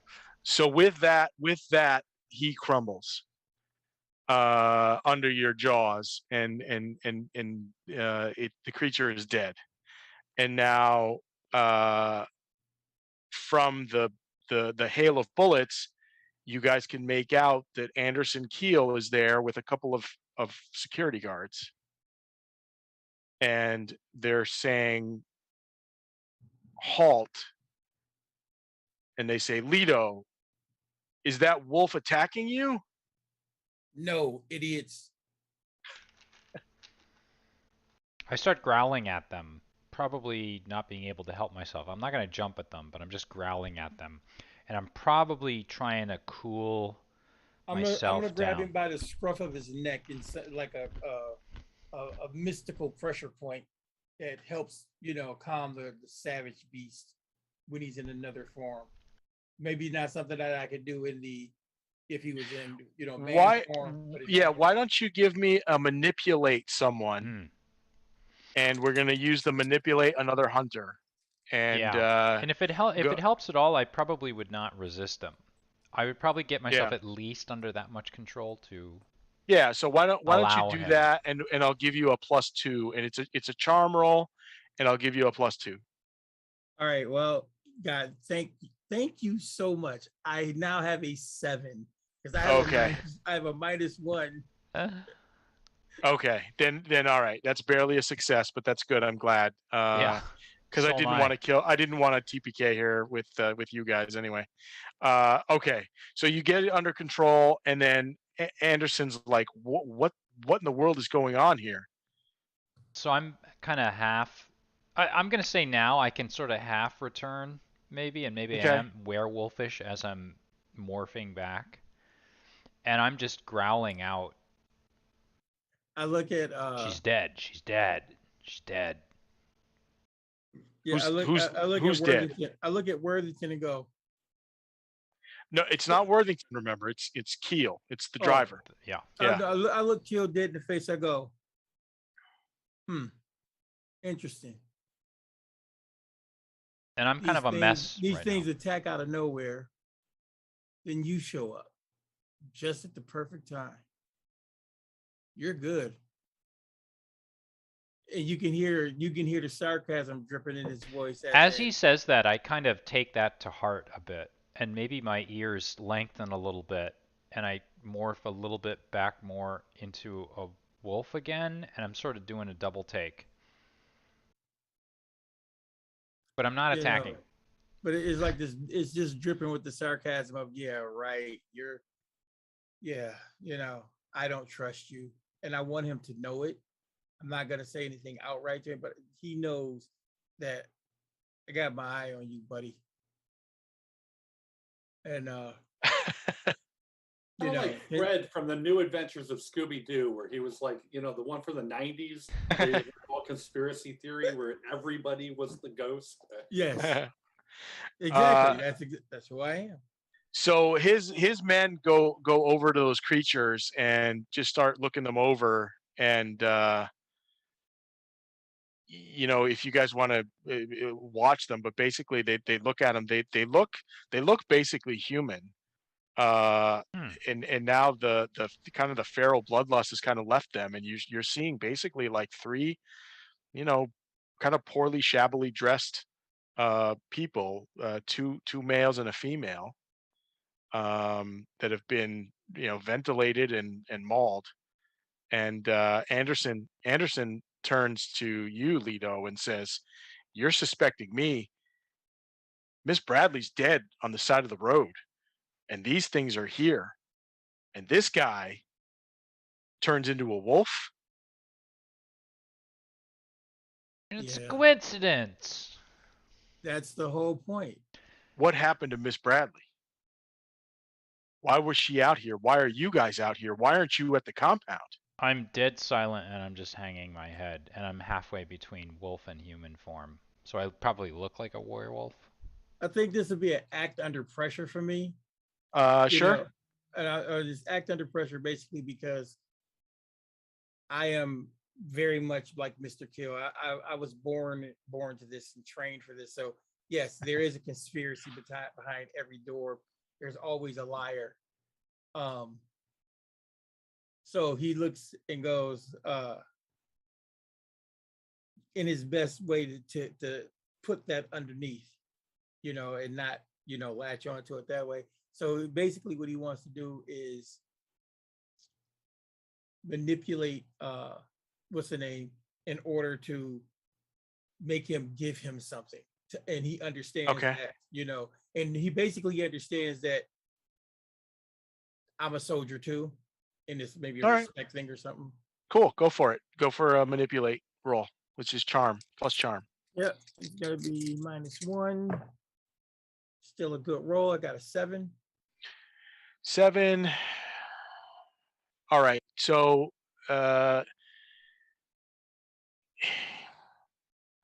you got to show me that I should trust you. What are you doing? What are you guys doing out here? You got to tell me what you're doing out here, and then we can try to explain this. Right now, I just made a phone call to Mr. Worthington, telling him that his daughter's trainer, is dead, and we've just killed some people out here, and we're finding you guys who are supposed to be investigating something at the compound. We find you off the compound. So tell me what's going on. And with that flash, we cut over to these guys. You guys are in your rooms. Worthington has just opened his door. Yeah, you're in the living room. Open his door. He's in his pajamas, but he's like hastily pulling on clothing, and he's running down the stairs, and so he passes by you, Nibus, and he says, "What are you doing here? There's been gunfire." Gunfire? Where? Why? He's like, just come on over. And so he's rushing out. You guys were in your rooms. You heard the ruckus, of him coming out, and then you hear Elise coming out of her room. Same thing, pulling on some clothes, and making her way out as well. I Where are you grab my taking us? giant purse. I'm still in my nightgown, my night shift, and I'm following them. Mm-hmm. Oh, we just thought it was Darla and I were playing Call of Duty. We're following him. Well, he's heading outside, and he's like, "Are you guys coming with me? Come in the car." And he leads you to a $120,000 Mercedes sedan that's parked out front, and he gets into the driver's side, and he says, "Come in the car." How far away is it? It's just down the road.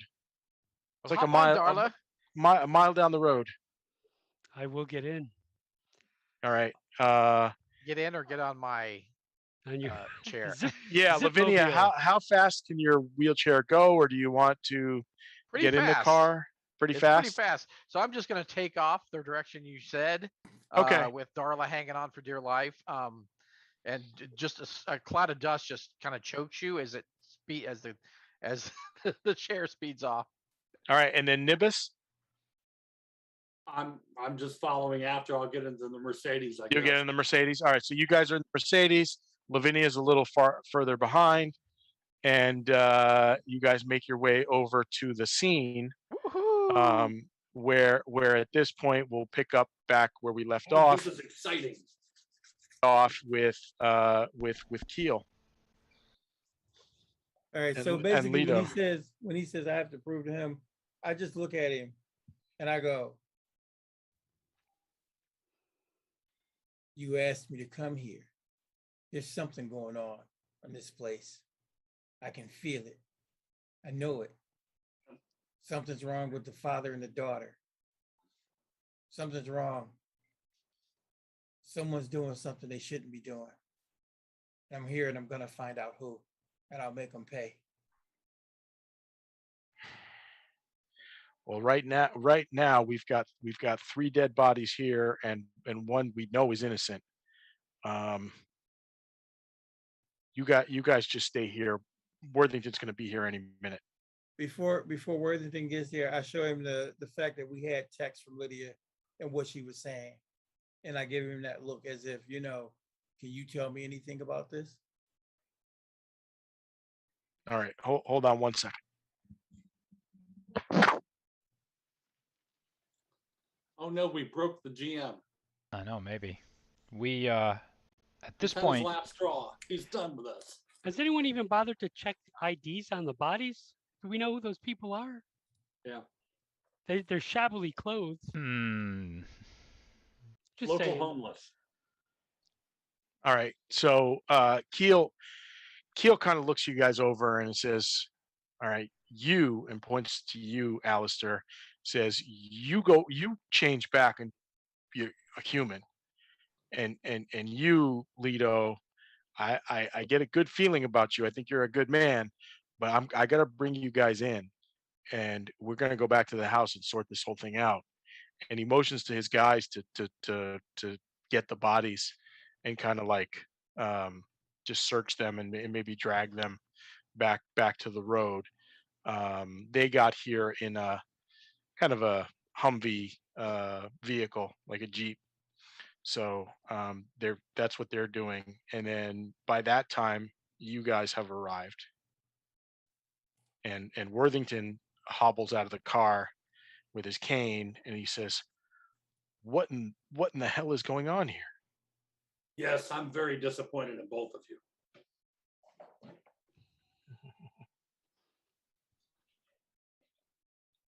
I am. You know, such thing as a phone. You can pick up a phone and call us.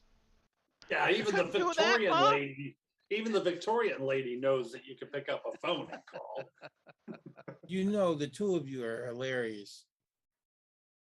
Can I do a check investigate a mystery check at this point? I want to confirm that the human creatures that attacked and mauled Lydia, maybe the scent is the same as those which attacked and mauled the horses? Like, would I be able to make a connection at this point, even after the cleanup? Go ahead and make that roll, and we'll see. All right. So investigate a mystery is my sharp. So I rolled a 2 and a 5, which is a 7. But I get a +1 for sharp, so 8. You do not know any connection. You do not see any connection. Can you two describe the monsters to me? So Give us a scene of To what us? happened. what? Yeah. what- Yes. Exactly. So Steve, I would be explaining what these things were to them. And I would. Yeah. So what I know is that they appeared at first to be, from afar, some sort of strange humanoid creatures. But then upon closer examination, they just turned out to be very, like, feral looking humans, 2 male humans and 1 female human, correct? Mm-hmm. Was there anything Correct. to distinguish them? Were they like overly hairy, like some sort of primitive sort of human, They were or? beast style. They were like, yeah, they looked like they had been unkempt and, Hmm. dirty, you know, maybe perhaps living off the land for a while or something like that. And as I'm explaining this to them, I probably keep reiterating that I felt the hunger, but I resisted it long enough to allow her to get away. But I'm the one that's responsible for her death. So the trainer's dead. Lito, what do you say about that? I'm saying he's overly dramatic. It's a role-playing game. Well, we know that. We know he's that. I pull my trench coat on and push the he collar up. goes, I'm He's not always overly brooding in the dramatic. corner. Put my sword back inside my In the my dark Highlander shadows, sword. brooding in the corner. yeah, and basically Smoking his Lito's like, yeah, overly dramatic.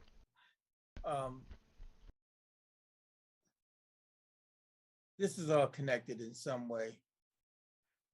So, I am learned in monster lore. Hmm. So, can I do a roll with the description that they've given me, and kind of the facts as I'm seeing them in in front of Yeah, me and those kind of thing? sure, and you would have the ability to go and examine these corpses as well. Yeah, So, I'm riding up, and looking closely at everything, and mhm, trying to see. sure. Okay, here we go. I got a 9. Okay. So you have seen this before, especially in the 19th century. These people have been, and you can tell by the way that they've got some needle marks. These are experiments. They've been injected with something. Mm. They've been injected with something.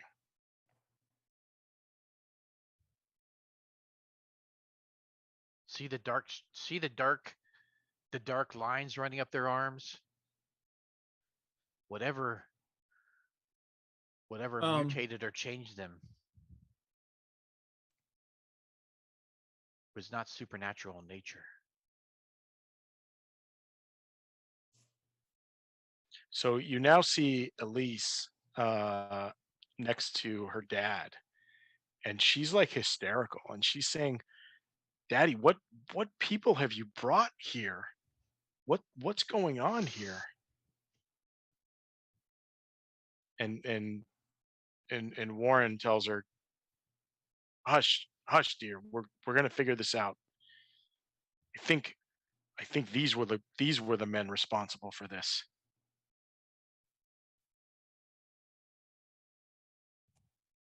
So hopefully you're safe now. But this wasn't on the full moon. I don't mean them. I think you were the ones responsible for this.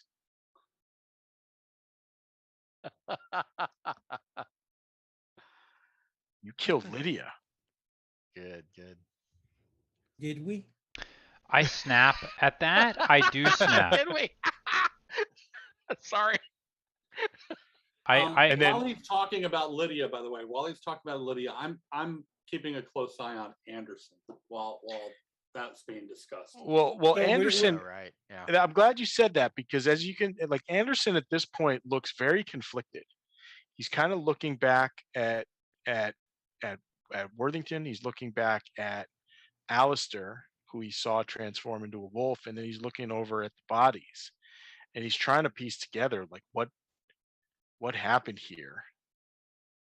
And then he turns to Mr. Worthington and he says, what do you mean, Warren? These guys were in Cleveland 2 months ago." And Worthington's like, "Don't I pay you, Mr. Anderson? Don't I pay you, Mr. Keel? I don't pay you to think. Bring I'm these gonna. guys in. So I'm like doing the I'm doing kind of a sign that we've worked out, like we're being set up. I'm gonna take a shot in the dark. I want to roll my Destiny's Plaything. Mm-hmm. It says I can roll a mystery roll plus weird to see what's revealed about an immediate future. On a 10 plus, the keeper will reveal useful details about the coming mystery. On a 7 to 9, you get a vague hint about it. On a miss, something bad happens. Cool. I thought it was a Beyonce thing, but that's actually sounds. All right, go ahead and make your roll.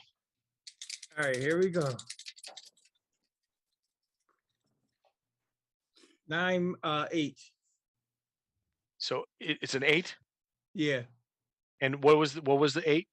What did that 7 to give 9, you? you get a 7 to 9, you get a vague hint about it. So You get a vision of you and your companions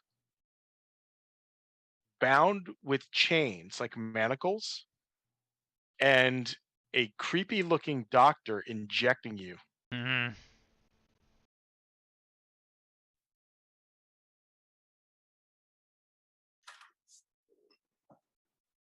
Okay, so with that, I'm gonna go. So I'm gonna just play it real cool, acting under pressure, as if I figured it all out. I look at Warren and I go,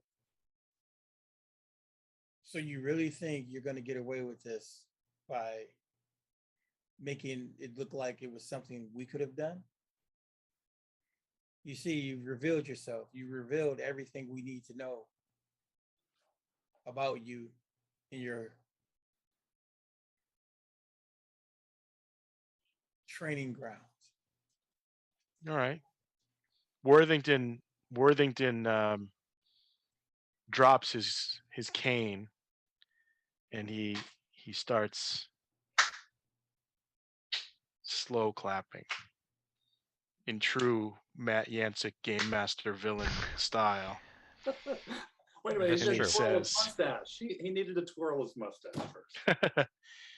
Oh, you solved it, did you? You solved the mystery. I have 3 men with machine guns. And you have what? A wolf man who's bleeding out?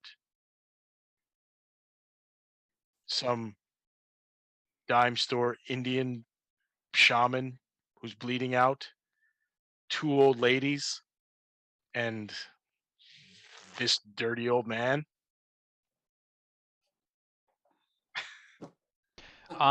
Can I have a quick little assessment of physically the geography here right now? Like Sure. how far away are? It's very light woods, probably about 20 yards from the road. How far away is he? Are we like? You are probably within 15 feet of him. And the men with the guns? The men with the guns are, again, probably on a perimeter about 10 to 15 feet away. So like you get the sense they've got the drop on you. Yeah. If you make a move to try to attack somebody, they will open fire. And when he does his slow clap and says what he says, and you do realize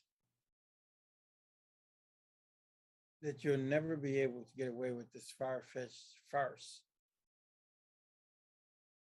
There's no one's going to believe we were taking the time to terrorize you.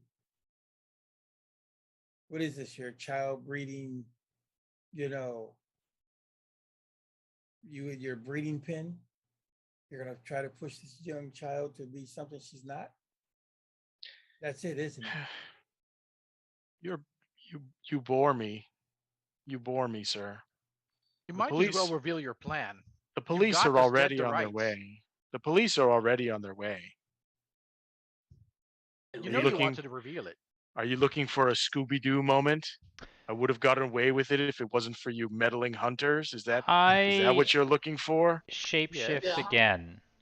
Okay. I've seen that show on YouTube or your tube. I shapeshift into a raven And leaves the rest of you to die. and fire myself into the sky and Okay. over there's one treetops to get out of sight of everyone. You're Okay. able to do that, and in the moment that you do that, Yeah. the guys with the guns are like, "What is going on?" So all of you, each of you, if you wish to, have surprise action here to do something.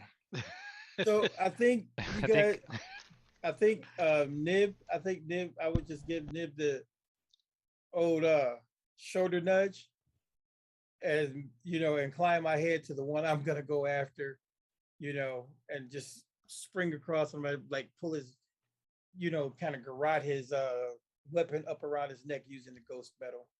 Beautiful. Go for your kick some ass. +2, Nice. 7, 9. So 9 is you each inflict your damage. So he's not able to fire his weapon, so I'm just going to say he inflicts 1 to you, but you have 1 armor, so you're not hurt. And then how much damage do you do? Because I have devastate 5. All right, so he's down. He's not dead. You don't kill him, but he's Right. down.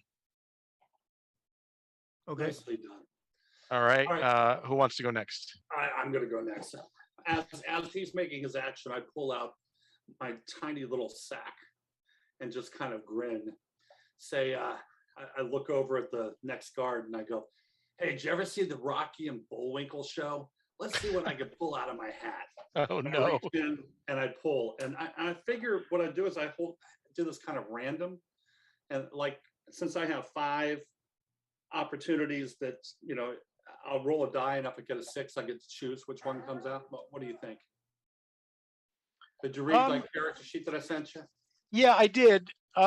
You tell me. Like, if you Okay. want to do it randomly, we do it randomly. If you want to It is- pick, you can It pick. is a random thing.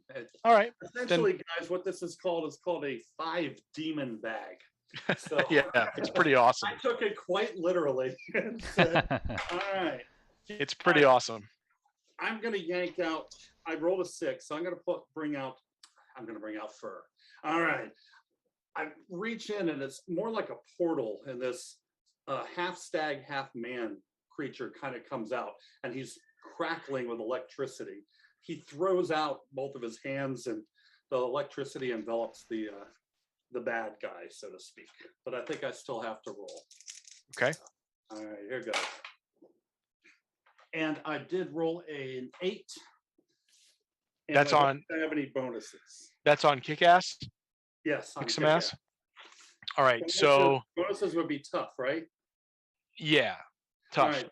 Then I've got 10. So I do have a +2 tough. Oh, okay. So then you inflict terrible harm. So this is the demon that's doing the damage, right? How much Correct. damage does it do? It's 3 harm.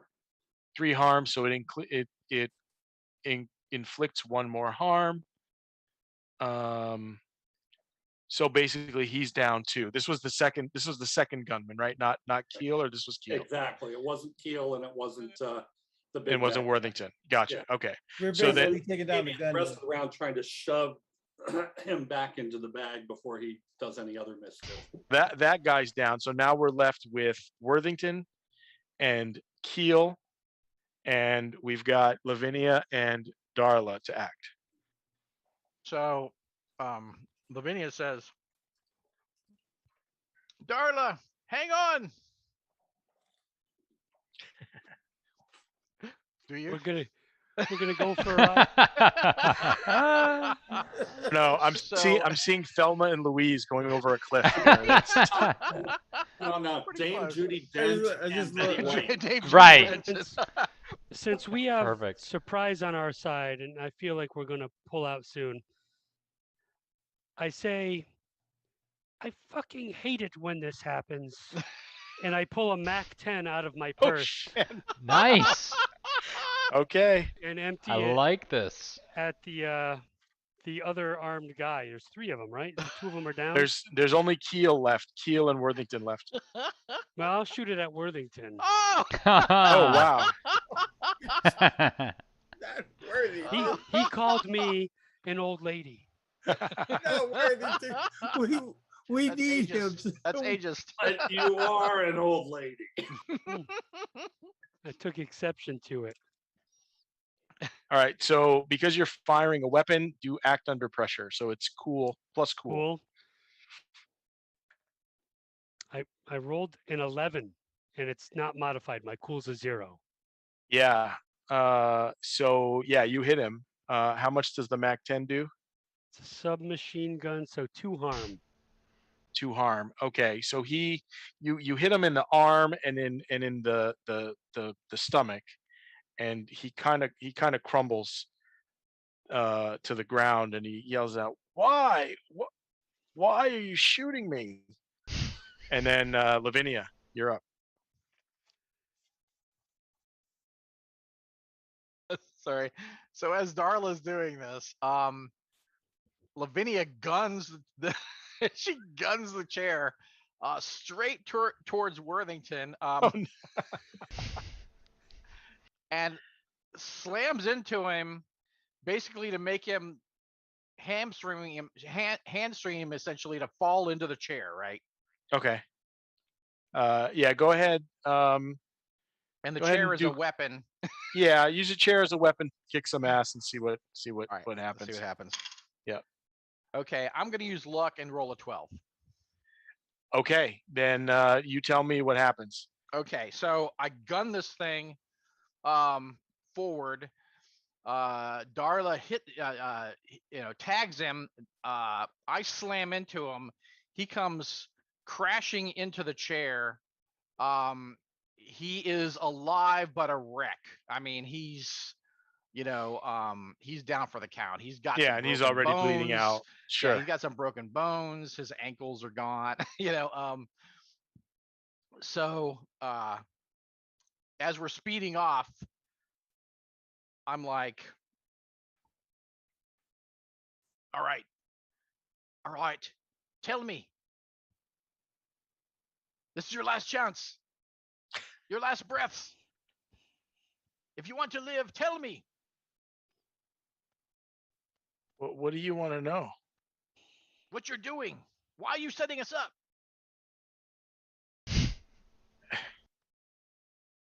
This wasn't supposed to be this way. What way was it supposed to be then? It wasn't supposed to be this way. And then he expires. Oh. Oh, no. I look at Kill. Crap. I look at Kill and go, so you want to tell us what was going on here? Keel, at this point, he's dropped his weapon. He's holding up his hands. He says, "Look, I've no idea what's going on. If you guys, I'm just gonna walk back. You guys can clean up what you want to clean up. I recommend you get away from here before the police show up." With Worthington said he already called, because this is a total mess. Alistair, do we want to leave any evidence? Any Alistair witnesses? is not here. How is your thirst? Alistair is not Yeah, here. Alistair flew away. Alistair flew away. Can I have you're a gone? well? Can I have a quick roll call here as far as who is now left? Just Keel, and Keel, yeah. Elise ran off a while ago. So, So I've just zipped Keel, back. I've kind of just turned back. Keel is left. Yeah. And We're all kind of closed in. and There's Lavinia Sandra, has just We're all kinda- asked. Lauded a new magazine. Lavinia has just asked to dispose of the last witness. Alistair, we need your special talents. You hear a rumbling of branches and leaves but really you feel the ground shaking as if an enormous beast were bearing down on where you're all standing. And out of the woods, a 12-point buck comes charging straight for Keel. Nostrils flaring, eyes rolling and bloodshot and filled with anger and fury over how completely messed up this entire situation is. And I assume I'm going to kick some ass Sure. and plow Go for it. straight into Keel. And I'm just gonna I'm not even gonna roll. Yeah, luck Can it. I just Luck I'm gonna Yeah. luck it. Luck it, definitely. 12 All right. plus 1, right? Yeah, so you basically you charge him and you take him down. He falls to the ground unconscious, gored by your antlers, and he's down. And that's it. Everybody's down. I look up It's- at Alistair. Who's going after the girl then? No witnesses, right? You guys turned into murder machines now. Like, what is going on here? What, We are the monsters. No. He says it kind of sarcastically. What I but do- a little sarcasm in his voice. you see Leto. Scotty, you're muted. You're muted, Scotty.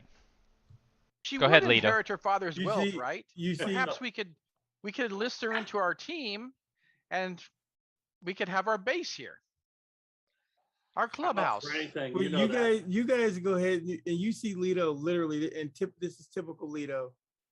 When things go like this, you see him turn on his heel, he shakes his head, and just starts walking off into the darkness. That's it. Society of Monster and Demon Hunters. SH. Yeah. That's it. Nib looks over at Alistair and goes, "And when I say I'm up for anything, I mean anything." And gives him a wink. All right.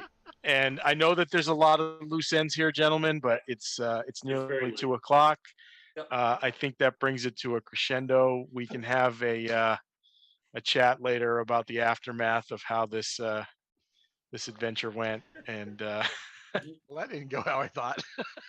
no, a lot of unanswered questions here.